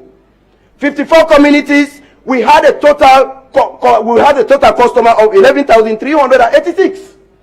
And the installed capacity in those 54 communities, Mr. Speaker, was 1.3 megawatt. Very small. 54 community, 1.3 megawatt. Very small. When President Bio took power, he told Alhaji Kanja Sise, his minister, he's the right minister of energy. He said, Kanja, I don't want SO2. I don't want Akechi Anakan project. Let us do things for people that will serve them for long. So he instructed the minister that he wants the 40 mini grids to be highly capacitated. Now let me tell you, let me shock you, Mr. Speaker. Listen, Mr. Speaker, 40 communities that President Bio has done. What is the customer base of those 40 communities? It's 23,332 customers. It has doubled the 54 communities that the APC did. Now better project than the SO2. 11 years, 54 communities, not up to 2 megawatts. That is not all. That's not all. Mr. Speaker, let me tell you the installed capacity. The installed capacity I have told you for the 54 community that APC did is not up to 2 megawatts. Mother Bio's 40 community, the installed capacity, Mr. Speaker, it's interesting to know, it is 11.6 megawatts. But from mathematically speaking, as long as it is at 1.5, you run it up. So I will say 12 megawatts, Mr. Speaker. Can you imagine? When we were commissioning the CLSG line in Kenema, I told President Bio, I said, President Bio, in your second term in office, you have to source fund again for those 54 communities that was implemented by APC to be adequately reinstalled again for them to increase on their capacity. And on that note, oh, Mr. Speaker. Okay, Mr. Speaker, I will not go on that note. I have new things I want to bring to your notice here, Mr. Speaker. Mr. Speaker, the most recent one, World Bank, the government approached World Bank, and World Bank has opted to do 30 megawatt solar for us with storage backup in the eastern part of Freetown. But one good thing, the Honorable from Lunge, are you here? The minister has pleaded with World Bank to take 10% of that 30 megawatts to Lunge. So Lunge will enjoy the 10% while the 30% will be installed in the eastern part of Freetown. And the time limit for that is by December. That must be completed.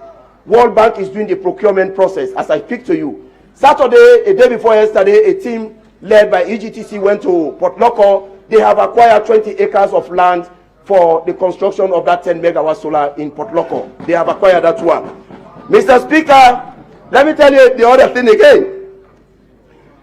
I told you the other day, the transmission and distribution network in this country is so deplorable. But thank God we have been supported, we've been assisted by World Bank to revamp the transmission and distribution network in Freetown. And one good thing that has happened again, World Bank is also supporting. We are going to do what is happening now. As I speak to you, there is work going on at the CLG substation in Bumbuna, and the original CLG, the Bumbuna substation, the original Bumbuna substation. They want to interconnect the Bumbuna 1 substation is 161 kV line. That the output level, the capacity it can carry, it cannot carry more than 70 megawatts. Now, the CLG substation in Bumbuna, the CLG transmission line is 225 kilowatts. That means it has more capacity to evacuate bigger powers, even over 100 to 250 megawatts. So as I speak to you, they are working on that now to make sure that the substation, the CLG substation in Bumbuna is connected to the 161 CLG substation that are Bumbuna 1. So power will be transmitted, or will be able to evacuate power from Bumbuna, from CLG substation in Bumbuna to Freetown. Then the problem of Freetown will be solved. Mr. Speaker, honorable members, we cannot depend too much. We are doing this because we don't want to depend too much on the hydro. And on that note, Mr. Speaker, I want to tell my colleague, honorable members, especially the honorable from Bombali, I don't want you to be boastful of economists in your regime. Don't be boastful of that. It is embarrassing. It's embarrassing because you disappointed us. The fastest growing economy in the whole world, such a small country, even the reserve you left was for only mathematical reason we can turn it up to, we can run it up to 3 months. President Kaba, when President Kaba was leaving, Mr. Speaker, the reserve he left, when you equate it to the month of importation, it was able to import for 5 months. For 5 months, and a debt free. When they were leaving, it was 2.8. For mathematical reason, we are able to run it up to 3 months. So on that note, Mr. Speaker, I want to tell you, I want to say thanks to you. I want to say thanks to you for giving me audience today. And I have seen my deputy, my leader of opposition. Of course, I know he's happy because he knows I'm saying the truth. And I want to thank my own superiors on this bench, the leader of government business and my deputy leader of government business, for giving me the ambience, of giving me the encourage to have a bite on this debate. Thank you very much. I thank the honorable member for his contribution, and I call on the honorable Kusan Sise. Yes, sir.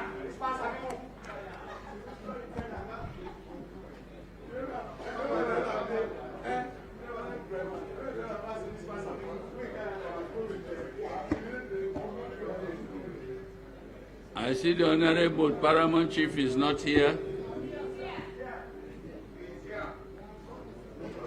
He's certainly not on his seat.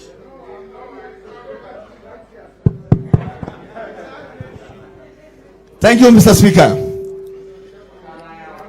Mr. Speaker, today is another big day for us. As a tradition of this House, Mr. Speaker, when the President delivers his speech, it's our responsibility to debate and say thanks to His Excellency the President, Dr.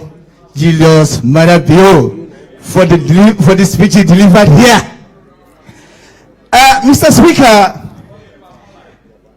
we have to say the facts here.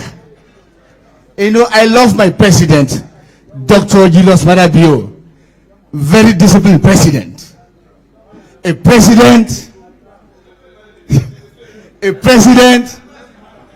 who is always ready to develop this nation. A president who has a very big vision for this nation. Mr. Speaker, as you know, when somebody has a very big vision, he will definitely develop the nation. But as for our president, his vision is to take this nation backward. Why did I say so? Mr. Speaker, honorable members. Why did I say so, Mr. Speaker? If we go to paragraph 7, page 2, Mr. Speaker, with your leave, with the conduct of the first ever digital national census, the 2021 midterm population and housing census, my government will henceforth base national development planning on credible data. Mr. Speaker, that's my point. How can you have a vision to develop this nation and you base your national development plan on a census that was not accepted by the people of this nation? A census wherein enumerators were chased out. A census wherein it was not accepted by the international partners. And you said you're going to base your development on this midterm census. Is that a development? So in this regards, I will say this speech is just like a broken clock on the wall that will never tell you the correct time.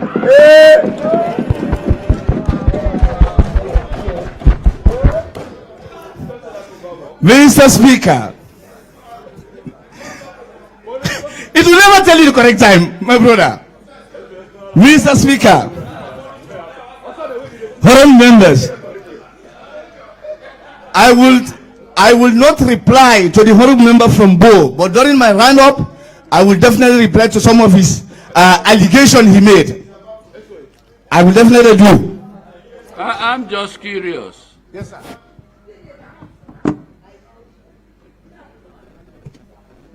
From what you've said about the census, you are saying the census is not good, it's not credible. Are you saying that? Mr. Speaker, I'm saying the census is not credible. That's what I said. Have you seen the results? Not yet, but I'm coming, sir. Let me just make myself clear, sir. In my presence, some census officers even took off their uniforms. They were afraid to even count people in my presence. So how can we consider such as a credible activity? And honestly, Mr. Speaker, in most parts of this country, most people were not counted. Honestly, Mr. Speaker. Yeah? So, can I proceed, Mr. Speaker? Thank you, Mr. Speaker. Mr. Speaker, as I was saying, the president did mention again in paragraph 2, in page 2 again, Mr. Speaker, the president made mention about establishing 9 technical institutions in 9 districts. So, Mr. Speaker, I could remember in Konadogu district, our technical institution has been there for many years. And the president said he has operationalized 9 institutions in various districts. Where are the districts? Where are they? Mr. Speaker, honorable members, let me just go to electrification. That is to say, electricity energy, as been stated by my chairman of Energy Committee. He said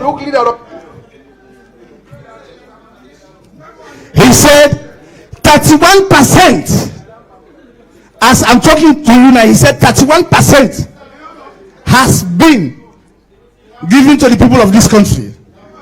My question here is, with 31%, Losha, there is no electricity. With 31%, Freetown is going with without electrification. And even parliament, very correct, and even parliament, with 31%, there is no electricity in Kono. I'm just from Kono. With 31%, you said, there is no electricity in Kono. And the same goes to Makini. So, I wonder where you derive your 31% from. So, but that is left to the people of this nation. Come 2023, they will tell you that that 31% is not actual. They will vote you out. Mr. Speaker, honorable members, let me just take you to infrastructure. Paragraph 58. Mr. Speaker said, Mr. Speaker, honorable members, according to this speech, why is it?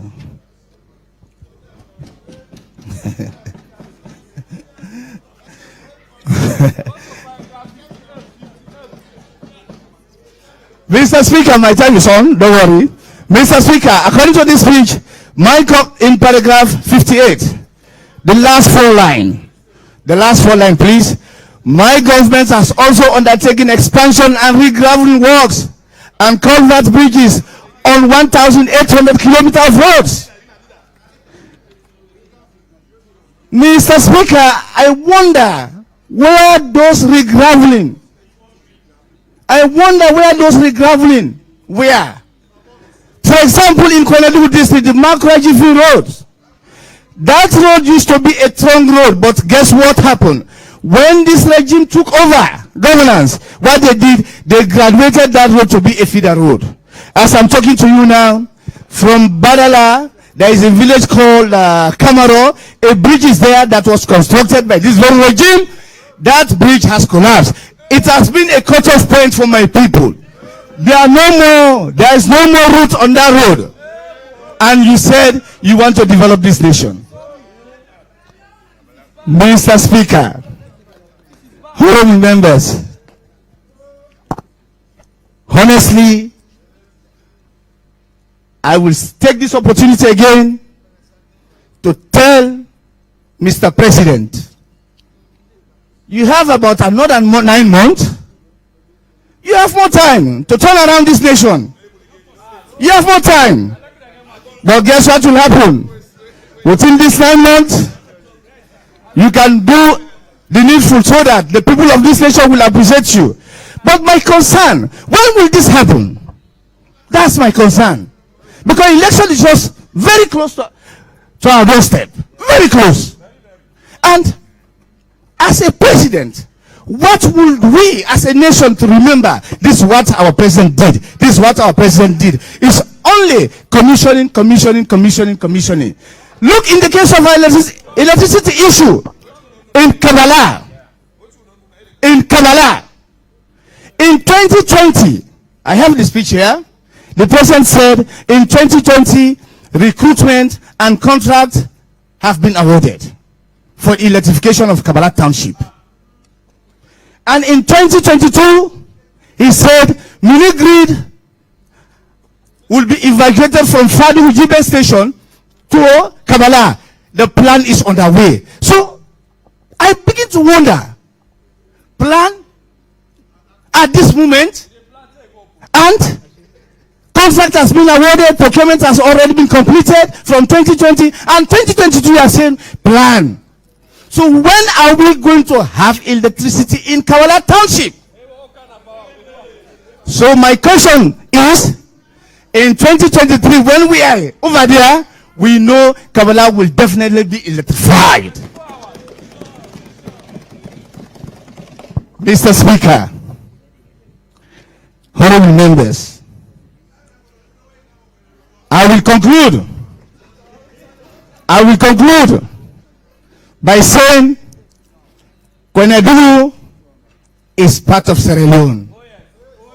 I will conclude by saying Konedu should not be an exception, because the point there, in this speech, Mr. President said he has paid made the entire township of Kabbalah town. But I will not dwell on that because that has been clarified by the honorable member from that constituency. He has made that clarifications. My concern, the last by-election in Konedu, the district by-election, the people of Konedu voted a lot for your candidate. But what are the dividends on that? What are the dividends? Since and then, what are the dividends? Konedu has not realized nothing. So please, don't take all the development to the southeast. We are part and parcel of the development of this nation. We are part of it. In that regards, I'm telling my president, your president, who has a very good vision, that vision is taking us aback, no more forward. So please consider Konedu as a nation. I thank you. I thank the honorable member for his contribution to the debate, and more particularly for keeping within the time limit. Thank you. I now give the floor to the Honorable Paramount Chief Baikur, and I just want to remind the Honorable Paramount Chief that he has 15 minutes, and let him manage his time well. So, because 15 minutes, as the previous speaker has shown, he was able to manage his time and deliver his contribution within that time limit. Over to you. Thank you, Mr. Speaker. Mr. Speaker, I rise here on the motion of thanks to His Excellency the President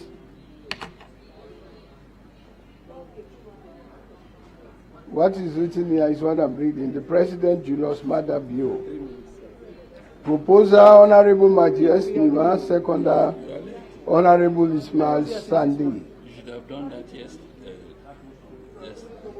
Mr. Speaker, sir, we are here to graciously thank His Excellency the President for the speech he graciously delivered on the occasion of the state opening of the 5th session of the 5th Parliament of the Second Republic of Sierra Leone. There are many reasons why we should thank the President. For the simple fact, Sierra Leone is still intact as a nation, and we have freedom to travel all over Sierra Leone without hindrance. I think we have to thank the President.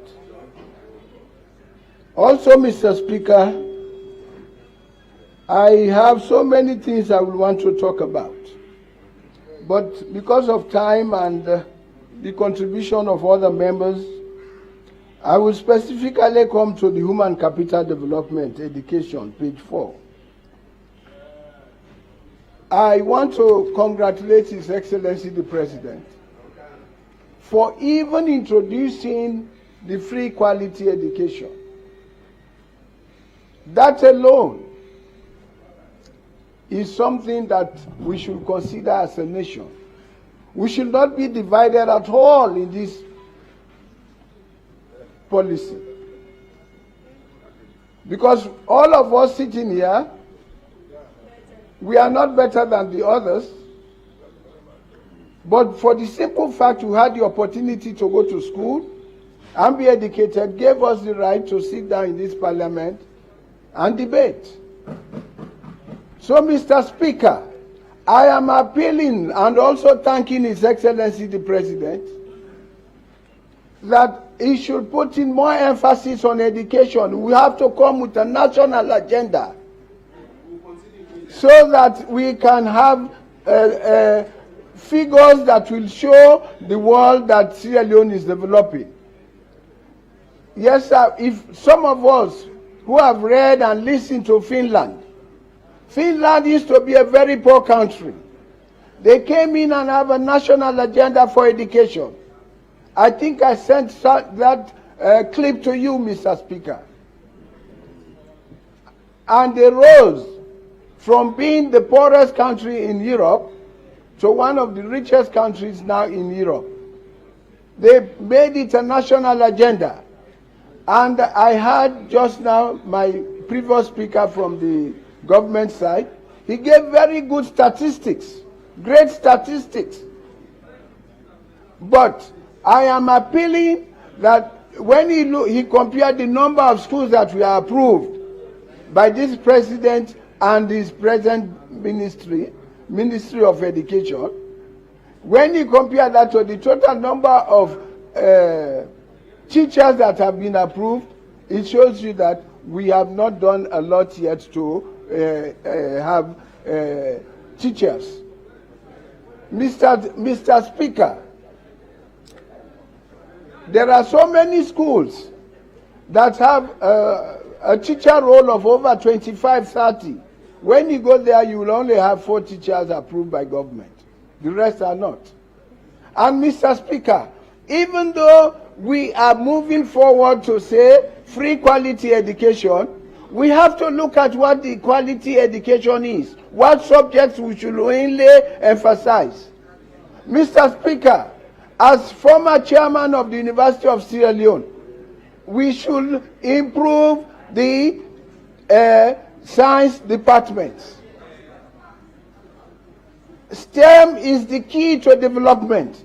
We are speaking very good English, but we cannot produce anything for ourselves. We cannot improve ourselves by just reading and writing without production. And how can we produce? We have to have scientists. We have iron ore in Sierra Leone, but we don't even have a pig iron industry that can even produce zinc. These are the issues we should look. How are we going to educate our children? All of us sitting here are sitting here with the only major aspect of 4 subjects: science, technology, engineering, and mathematics. All what you see this beautiful environment is science, is technology, is engineering, is mathematics. Mr. Speaker, so I am appealing to His Excellency and to those who write this document to present to His Excellency to see what is being done. Mr. Speaker, I want to give you something to remember. Paragraph 21 on page 5. I just want to read it quickly, sir. He said, my government has also expanded access to technical and vocational education and training by establishing and operationalizing 10 government technical institutes in 9 districts. Very beautiful, sir. And Masimbita is one of those. Masimbita is one of those. But Mr. Speaker, that one, the workshop where the students should go for the practical application, that building is purely incomplete. It's not even yet completed up to 40-45%. So the students are not attending because you have nowhere to go and do practical electrification. You have nowhere to go and do practical plumbing. All these subjects are there. You have a very nice garage that was supposed to be completed for those going to do mechanical and technical engineering for motor vehicles and so forth. But the building is not complete. And I'm not blaming this government. It was from the previous government. We don't even see now the contractors. And when we checked, they have been paid fully, but they have not done the delivery.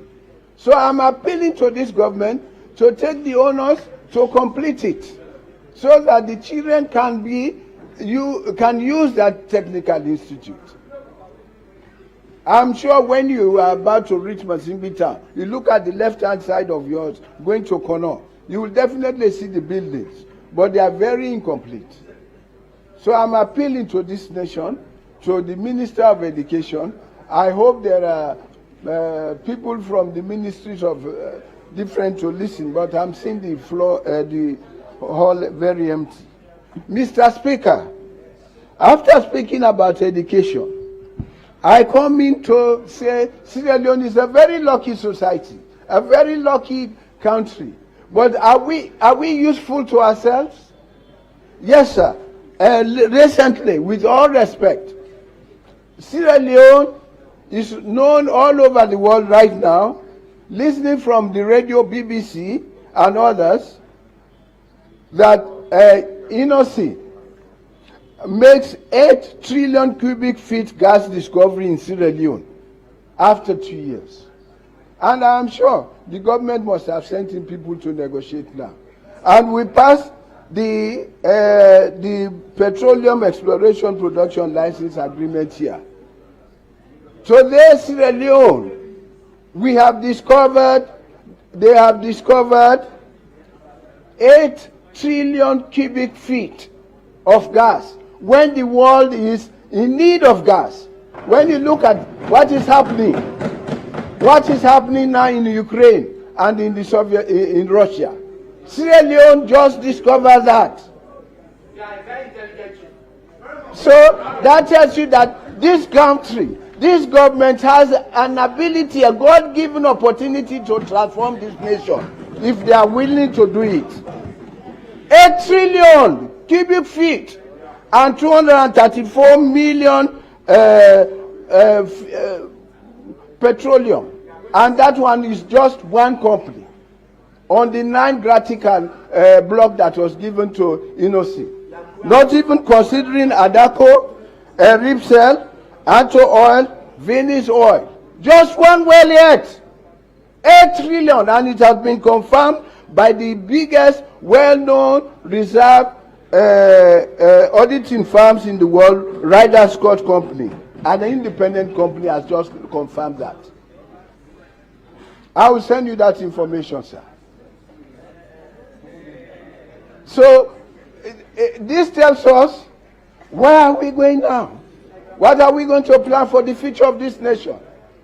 And Mr. Speaker, sir, we are lucky, but we never use our luck well. When you go to Kono now, you see Yengema, where the SLSC used to be. You see it, you don't even know that trillions of diamonds have escaped from that district to Europe. During the Second World War, Sierra Leone financed the United Kingdom through the diamonds from Kono.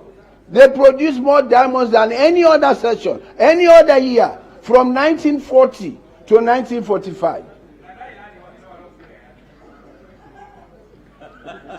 So you see, Mr. Speaker, you see, so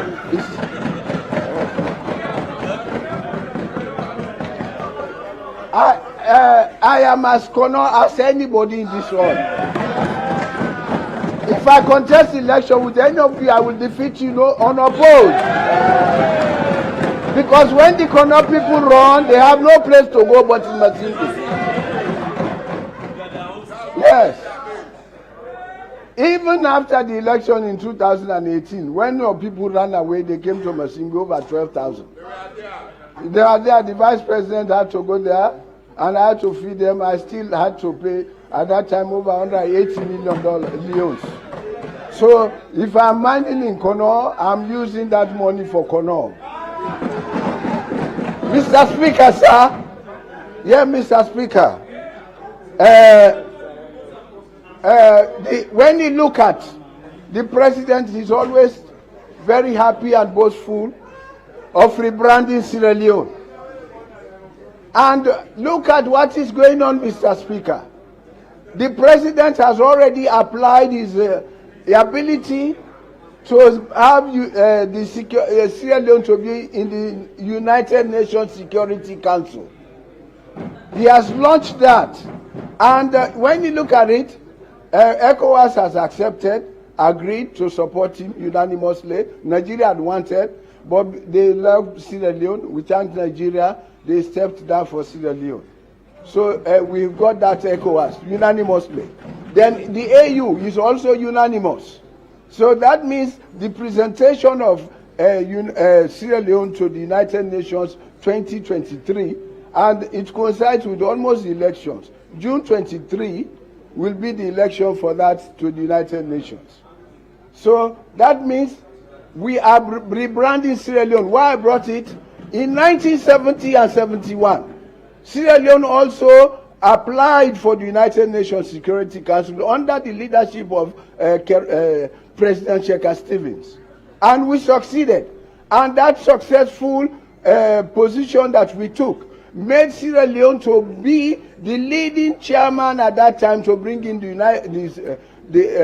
China back into the world and kicked Taiwan out of the United Nations. So you see the benefit we had. That is why China is always a friend of Sierra Leone, because we brought them into the international community.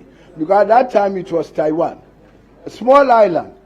We brought them in. So I'm sure if Sierra Leone goes back to the Security Council, that will continue to rebrand Sierra Leone as a nation, and we can benefit from there. So we want to thank His Excellency the President, although he didn't mention this in his delivery, in his speech, but some of us following what Sierra Leone ought to be, what it must be, we are grateful that he has done that. So I gratefully thank the President.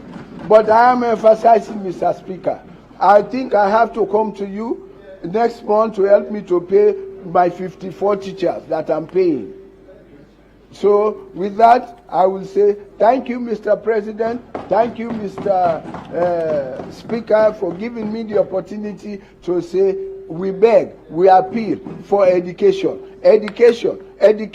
sciences, chemistry, physics, biology, mathematics. Mr. Speaker, before I sit, I just want to bring in an issue that is of great concern on education. The president, all previous presidents, including the others, from President Jan Kaba to Ernest Bai Koroma to his president, said that education for girls doing sciences should not pay. But now they are expelling them, driving them. They said they have to pay, after which they reform. The policy is that all girls doing chemistry, physics, maths, engineering, and medicine should not pay. Why should they be asked to pay now? With the hope, say, they will reform that. So that is why I am appealing to you, sir, to talk to the ministers, to talk to the DVCs and the VCs of the universities for this policy of the president to take on. Please, let us talk to them and allow our girls to be educated. I thank you very much. I thank the Honorable Paramount Chief for his contribution, and I'll give the floor to the Honorable Emerson Lamina.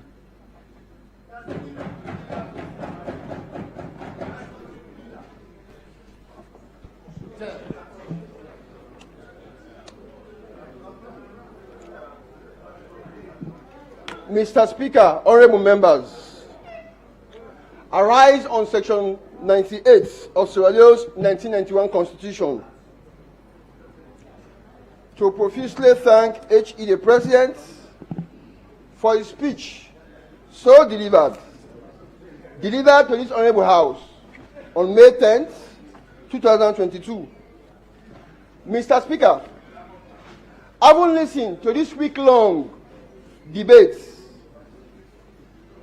I'm almost tempted to come to the conclusion that most of we, the few elites that are privileged to represent our constituents, are not honest.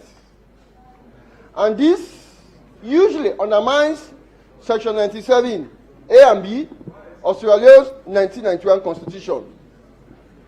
Mr. Speaker, honorable members, as it turns out, I will endeavor to encourage myself with Nelson Mandela, first anti-apartheid president of South Africa's statements, specifically in 1994. He did say, no man is born hating one another. People must hate. That no man is born hating one another because of their political belief, their religion, or color. People must hate. He said, if they hate, they can be taught out of love. For love comes more naturally than its opposite. That's Nelson Mandela, end of quote. Mr. Speaker, honorable members, with this quotation from Nelson Mandela, my premise I relay on the foundation of this particular debate to the last paragraph of His Excellency the President. That's my star paragraph. His Excellency the President's last paragraph. In these 36 pages, 157 paragraphs of His Excellency's speech to Parliament, I will consider paragraph 157 as the star paragraph of this year's presidential debate. Mr. Speaker, I quote verbatim with your leave. We are a tolerant nation. We are a tolerant and optimistic nation. We must resist the rhetorics and divisions which drive a wedge between us. Mr. Speaker, it is solid, it is heavy, it is detailed in this particular speech. Mr. Speaker, this reminds me of one of America's presidents by the name of Andrew Jackson in 1828 to 1837. He has introduced the winner takes all. And I am considering that this winner takes all theory is today impinging on our democracy. Mr. Speaker, with this foundation of the winner takes all, I am going to premise my debate on 3 pillars. Just 3 pillars, Mr. Speaker. Number 1, I will use these 36 pages to quote, number 1, appreciating President Bio from a global perspective. Number 2, appraising President Bio with a national spectacle. Number 3, applauding President Bio with my native Cologne District lens. Those are 3 with my native Cologne District lens. Mr. Speaker, it is important. Sequel to my debate, Mr. Speaker, I'm coming to realize that sequel to this foundation of peace and national cohesion, we need it. We need it so dearly. And it is for these reasons we, the political leaders, have to express genuinity and seriousness for our nation to hold. No investor will dare to invest a dime if we are not cohesive. No investor will dare to come. Mr. Speaker, it is important that this winner takes all has not been helping. And you agree with me, during our visit some 3 years ago in Rwanda, we learned many lessons from the Rwandan parliament as well as Rwandan commissions. And we brought some good lessons which in few times I want us to debate. Mr. Speaker, it is important. When we see an opposition leader reneging from important ceremonies like state opening, we begin to worry about our national cohesion. When we see an opposition leader getting out of the well for the ratification of an important bill like Independent Commission for Peace and National Cohesion, that alone should make us to worry. Mr. Speaker, it is important that when we see leaders bearing title, lifetime and chairman for life, without distancing themselves from such titles, then we should be worried. Mr. Speaker, allow me to call this biblical allusion. Psalm 133, that behold how good and how pleasant for brethren to be together in unity. It is like the oil on Aaron's head. That's it. Cohesion starts from the head. It is like the oil on Aaron's head coming to the beards and to the scalp. If we are going to be a cohesive society, Mr. Speaker, it is important that we, the leaders, we should actually emphasize seriousness. Seriousness to it. Mr. Speaker, it is important for us to understand that Sierra Leone, we have no home, definitely to go, and it is just this home that we believe. When we see leaders from political parties reneging from important ceremonies like Independence Day, then we should be worried. It's a platform where we rub skin, where we share our differences. But when we run away from important ceremonies like this, when we see former presidents or former leaders failing to congratulate their successors, then we should be worried as a nation. Mr. Speaker, it is important. It is important that we live a cohesive society by accepting first of all that we, members of the opposition, we are no longer in power. That is where we start, Mr. Speaker. It is also important that what will we recommend in that direction? If I to remain a question of what must we recommend in that direction? Number one, we recommend as C4C party that there be equality in the distribution of the natural cake. Number two, inclusion into governance from all tribes and regions. And number three, create a condition where in few we cry foul, but let the majority live with a carrot. Mr. Speaker, let there be supreme law, let the law be supreme and an independent judiciary. Mr. Speaker, this is it. When we went to Rwanda a few years ago, we learned from the Rwandan parliament that opposition leaders will handle positions like Public Account Committee chair. They also handle positions like the speakership. That the Mr. President of that country is only entitled to appoint 50% of his cabinet and the rest will go to opposition. Several good lessons we learn from Rwanda. Mr. Speaker, we can replicate likewise if we choose to. Mr. Speaker, now to my debate. From three perspectives, I'm going to judge His Excellency President Bio. Number one, from a global perspective, I will judge President Bio. 4 years on, how can we judge him as a calculated MP and a sane MP? How would I judge President Bio during this 4 long period? Mr. Speaker, amidst the agonizing rapidity of COVID-19, this is a pandemic. It is not an epidemic where in other nations we chip in to a budget. A pandemic that ravages the entire globe. How must we judge him? Mr. Speaker, His Excellency the President is optimistic. Let's look at Sierra Leone's economies as against other economies. Economies like the USA, the China, the UK, and Nigeria within the West African region. How? There is a rapid shortfalls in all of their annual budgets.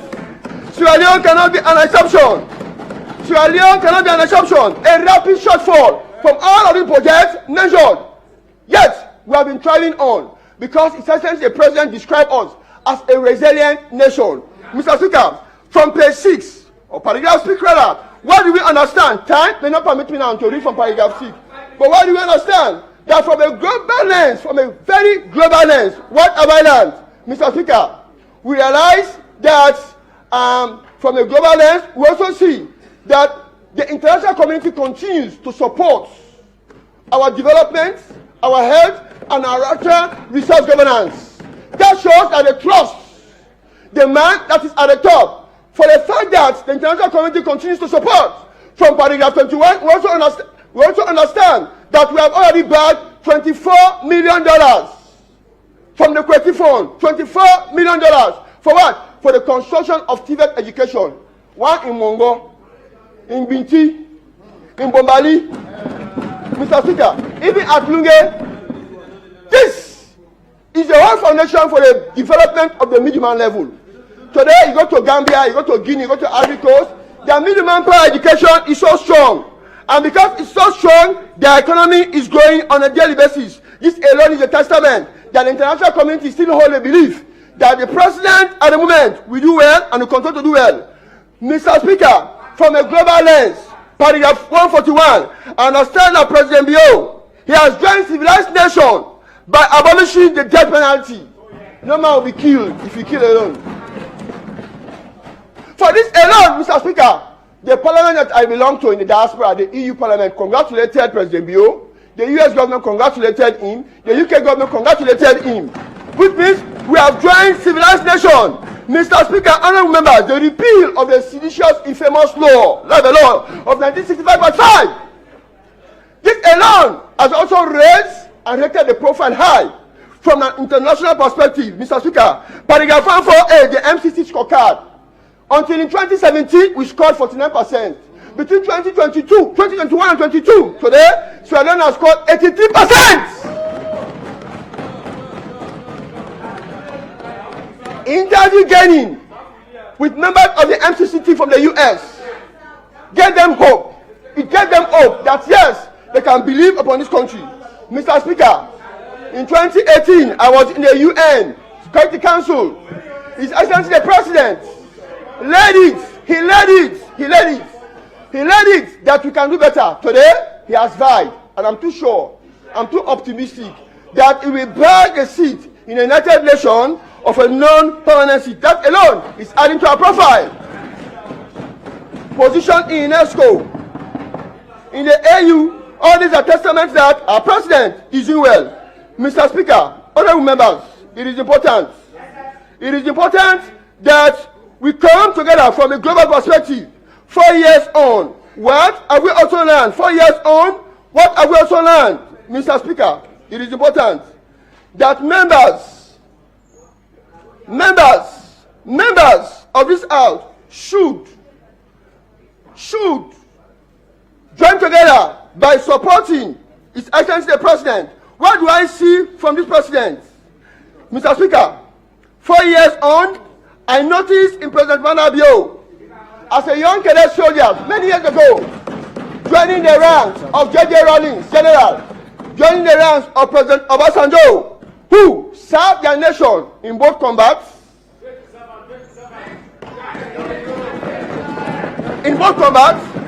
as well as democratically elected presidents. Mr. Speaker, we have noticed that because he has joined the ranks of J.J. Rawlings, he has joined the ranks of Obasanjo, today President Bio, he served his nation as head of state, both in combat, and today democratically elected president. What do we see, Mr. Speaker? Price norm in paragraph 4, price norm, it is important. Most civil servants today, they will hide under the carpet of price norm, getting inconsistent prices across. Today, we must give kudos to Director General or the CEO, the Chief Education Officer, Soare, who has actually designed a price norm to guide MDAs. Mr. Speaker, honorable members, the matters on education, agriculture, and health. These three things, Mr. Speaker, 2017, I realized that 11% of our budget was given to education. In 2022 today, we received 22% of education. Mr. Speaker, it is unfortunate. Education is the most ambitious flagship project of this nation. Yet, most of the wicked and demonized opposition members will try to sabotage it. Can you imagine?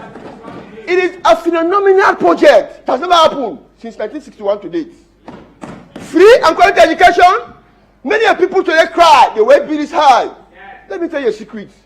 Before this time, universities, we are giving subventions.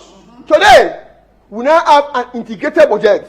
By the time a click of my salary is received, University of Sierra Leone, EBK University, Jala University, all of them, they receive their salary at a go. That is how the budget rate is built.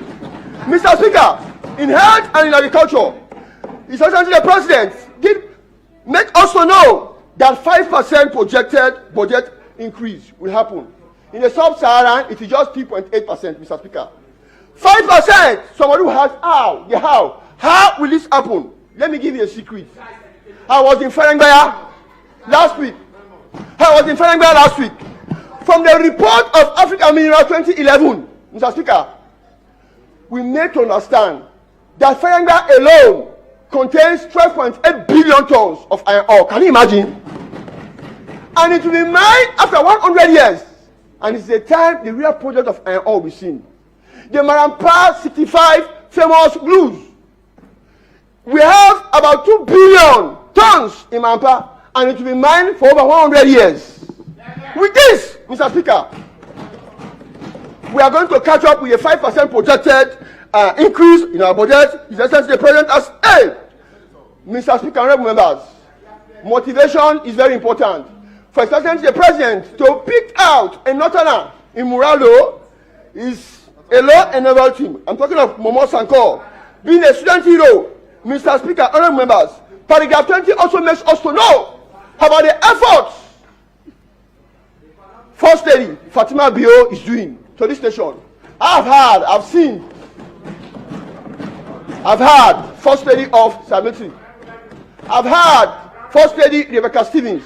I've heard First Lady Sanyawa Kroma. I've heard and I've seen this time around First Lady Fatima Bio. I move to the God child today. Many are God children. Many of them, they now feel the dignity of menstrual week. Not only that, they are now guided, carefully guided on how they should complete their education for a better Sierra Leone. We must give kudos to First Lady Fatima Bio for ambitious project. Mr. Speaker, honorable members, it is no longer the business of HE President. Mr. Speaker, I plead, Mr. Speaker, I'm just on one point. We must also give kudos to His Excellency the President, who has deleted himself from the New Universities Act 2021, that's the national affairs. He is no longer a chancellor in the university, but rather a mere visitor in the university. That's a campaign promise, and he has manifested it. Mr. Speaker, honorable members, gender empowerment bill, I'm a male champion in this parliament, and you know what? I'm going to support it because I want to see our female folks participating in debate in this particular one. Mr. Speaker, it is important that from a national perspective too on governance, Mr. Speaker, His Excellency the President spoke in paragraph 145 in governance. Governance, let's look at governance this time around. We have noticed the free will. We have noticed the leverage he has created for local councils as well as main governance. Let me premise my debate to the local councils, where His Excellency did say that he will continue to support the decentralization process. Remember, it was former President Shekhar Stephen that suspended councils, terminated councils in 1972. And after 32 years, ex-President Tijan Kaba brought local councils in 2004. Mr. Speaker, the 1978 Constitution did not do us well. It was in the same way, 1978 Constitution under Shekhar Stephen, he allowed the police, today people are accusing, the police, it has become a politicized institution. The army, they have also politicized it. It was in the same way, 1978 Constitution, that the police and the army were made members of parliament. Mr. Speaker, the re-establishment of the decentralization process has added further to dignify citizens. Quote unquote, now put me on quote. Since the re-establishment of the decentralization process, no president has added value to the local council like His Excellency Julius Maada Bio.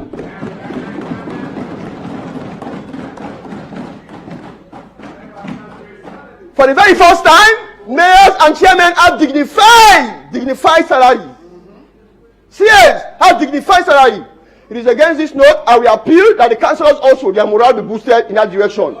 Mr. Speaker, honorable members, student governance. No president has ever been a friend to parliament like His Excellency Julius Maada Bio. Put on record. That no president has ever been a friend to parliament. You understand? Detail I cannot go. Like His Excellency Julius Maada Bio.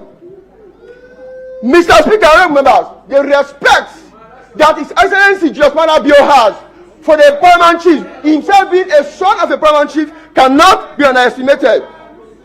We learned from history that it was in 1969, the APC, they removed PC Kade Yonkala. It was in 1969, they removed PC Kamachene. It was in the same 1969, they removed my own very grandfather, Kamagbandawa Lamina. Mr. Speaker, as far as governance concerned, the dictatorial policies of the APC cannot be seen. I can call for Batin from what life has taught me, Shekhar Stephen. He did say, I can call for Batin, that is in no way the APC can defeat the SLP without fraud and without rigging. Mr. Speaker, honorable members, as far as governance is concerned, the sacking of Sam Sumana, former vice president, should be a wake-up call to this house. It is only parliament that has that role to remove a vice president. Politically, SO2, coming after a man so innocent, to be sacked, that alone can bring death in the whole nation. Mr. Speaker, let me tell you something. In Sudan, when the attempt was made by by Salva Kiir against Riek Machar, BBC reported that 3,000 souls were killed in South Sudan for removing the vice president. It would have been a whole war. It only happened that Kano as a tribe, we are just 8% of the population. Mr. Speaker, what must you say about me, a poor mayor, innocent mayor, that was so innocent? I was abused, disgraced by the APC. It was the Excellency President Maada Bio who decorated me with the Grand Commander of the Order of the Hotel. Mr. Speaker. Mr. Speaker, I must commend this parliament for helping the executive alone 40. Agreement alone 121. 145. We have also started to 145, Mr. Speaker. Other members, we've also seen the Spectacle of National Development. President Manabio has given us a reminiscence of institutions which I cannot go now. The Disaster Management Agency, Leader, wait the Commission for Social Development, the Student Loan Scheme. These are all institutions. If I can give flashback to what happened under the watch of Chidankaba, are so great, Mr. Speaker. Honorable members, time may not permit me mining. I cannot leave this floor without talking about mining, Mr. Speaker. You have to permit me. I'm the chairman for mines, Mr. Speaker. Let me tell you the phenomenal thing that has happened under mining, Mr. Speaker. Except somebody remains to be blind without prejudice to be blind, or you remain to be deaf. But if you are not deaf or blind, you will see the realities in mining, Mr. Speaker. Honorable members, we have seen 4 years on. I here as committee chairman inherited 6 large-scale mining companies. Today, we are talking about 22 large-scale mining companies under this president. In 2018, I inherited a small-scale mining company, 7. Today, I'm counting 22 small-scale mining companies. And you know what? Licenses alone from those mining companies is about $500,000 payment, just annual. I cannot talk of the other royalties and taxes, Mr. Speaker. Honorable members, we have also seen that small-scale mining company is growing. Just an hectare, it is $800. Can you imagine, Mr. Speaker? Honorable members. Mr. Speaker. We have also seen. Mr. Speaker. Mr. Speaker, honorable members. Mr. Speaker, point of order. We have also seen. Mr. Speaker, point of order. Mr. Speaker, we have also seen. Point of order, Mr. Speaker. In this country. What is your point of order? What is your point of order? Put point of order on first in history in this country. We have seen large-scale mining companies in gold, in zircon, in titanium, Mr. Speaker. This has also added, Mr. Speaker. You can imagine. We have seen first in history, Mr. Speaker. Last week, we were in Ferengbaya. First in history, Mr. Speaker. The people of Ferengbaya received 5,400,000,000 loans. First in history of CDA. It has never happened. When I watched at the 2016 audit report, it has never happened.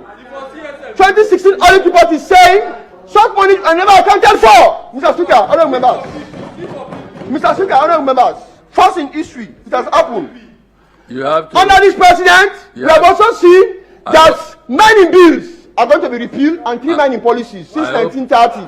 There was no mining policy. Today, we have a geographical policy, we have a China mining policy, mining policies under this president.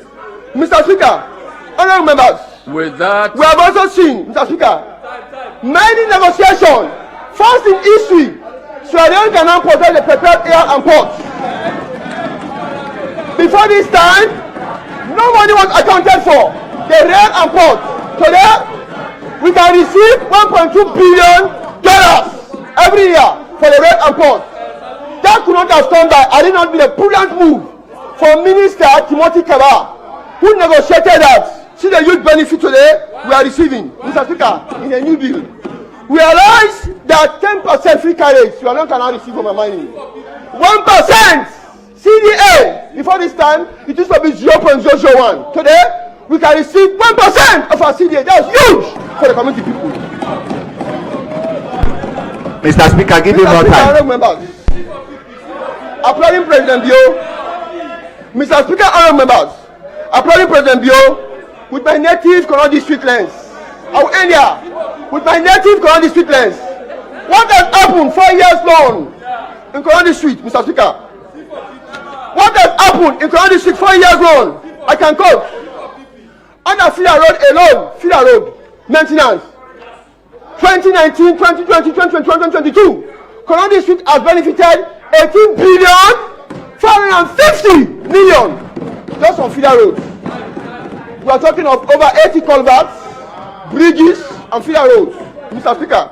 Other members, what must I benefit from it, Mr. Speaker? I did say the other day, His Excellency the President has corrected historical injustice against the people of Kono. Without prejudice, we can still come to Western area for causes we so desire. But first in history, If you go to Corona in the constituency, Mr. Speaker, you realize just with GOSL funding from GOSL, we have almost reached at the verge of completing lecture rooms, administrative halls, library, computer rooms, etc., etc. This is a correction of historical injustice for Kano to buy university. Mr. Speaker, another move by this government is the attempt, which has already begun, for the construction of the Kamiano Kwedu City Road. You do not know the importance of this road, Mr. Speaker. Let me tell you the importance. This road is going to link heartland towns in Guinea. It is going to link heartland towns in Guinea, Gegedu, Kisidugu. We are going to link to them. With this road, Kono has the potential to become an international trade center. Mr. Speaker, honorable members, already 2 major bridges that have been giving problems. Government of Sierra Leone with GIZ have already started the Kwakwa Bridge of 64 kilometers in Sachasi's constituencies.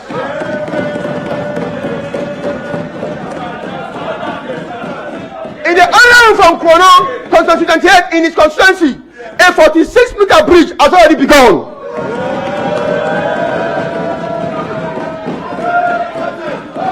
Mr. Speaker, honorable members, we have realized the benefit of mining.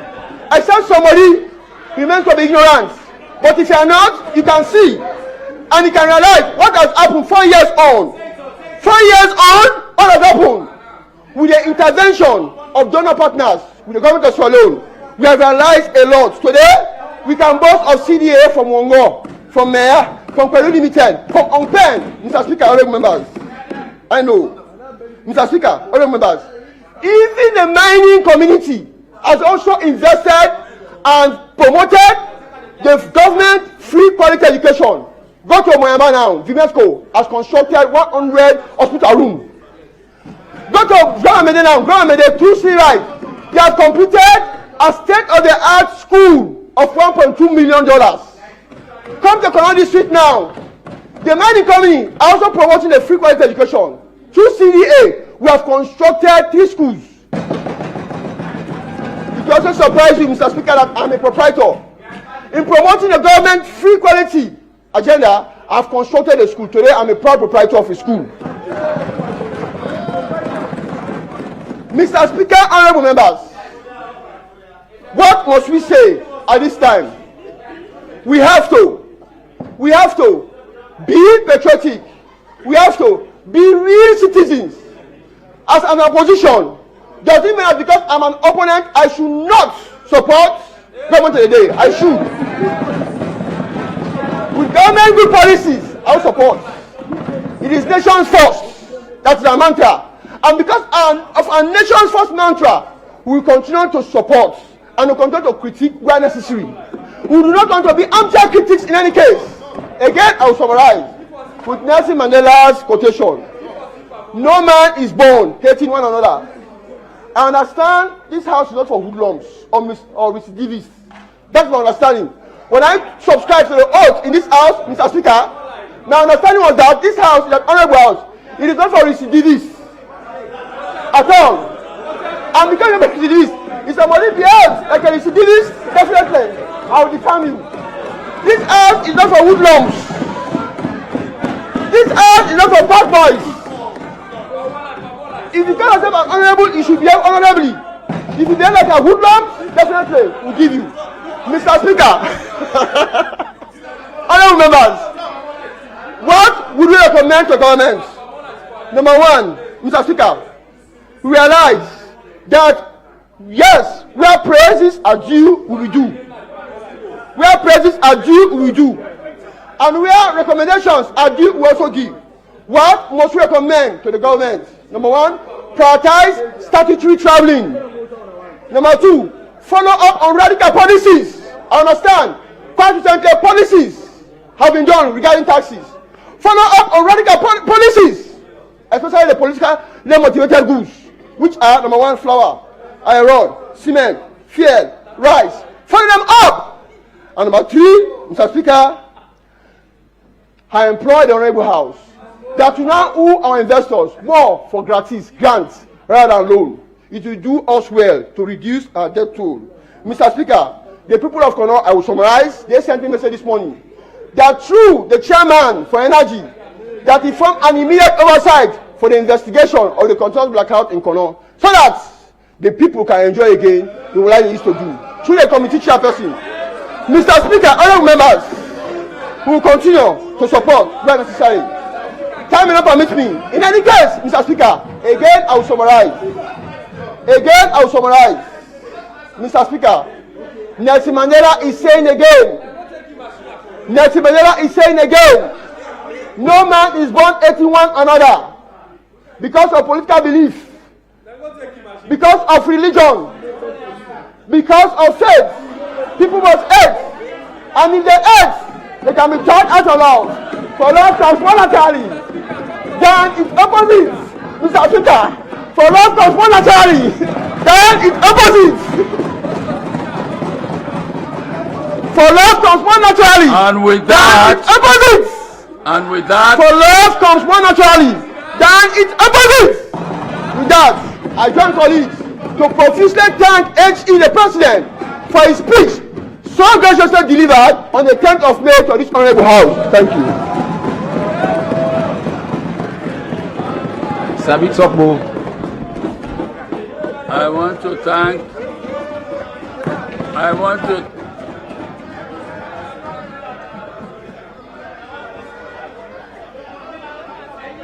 honorable members,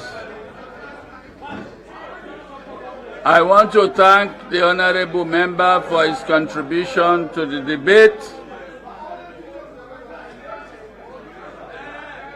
Order, order, order, order.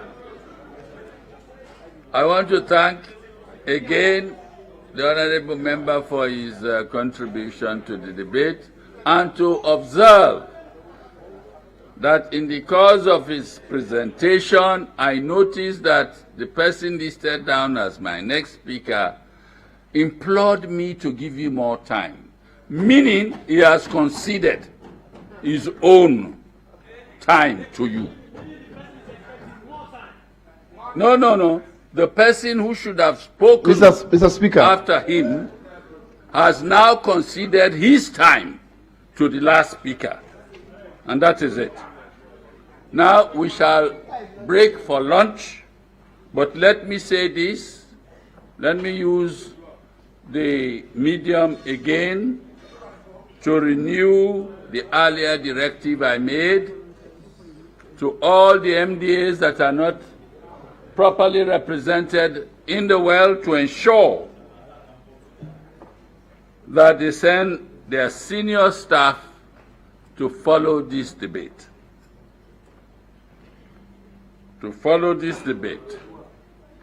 I'm renewing the directive I made earlier. The failure of them to do so would most certainly risk undermining their relationship, their cordial relationship with this parliament. And I hope during the lunch break, they will seize the opportunity to adhere to this particular directive. With that, we stand adjourned to 2:30. Mr. Speaker, please, can I observe something before we leave? We stand adjourned to 2:30, honorable members.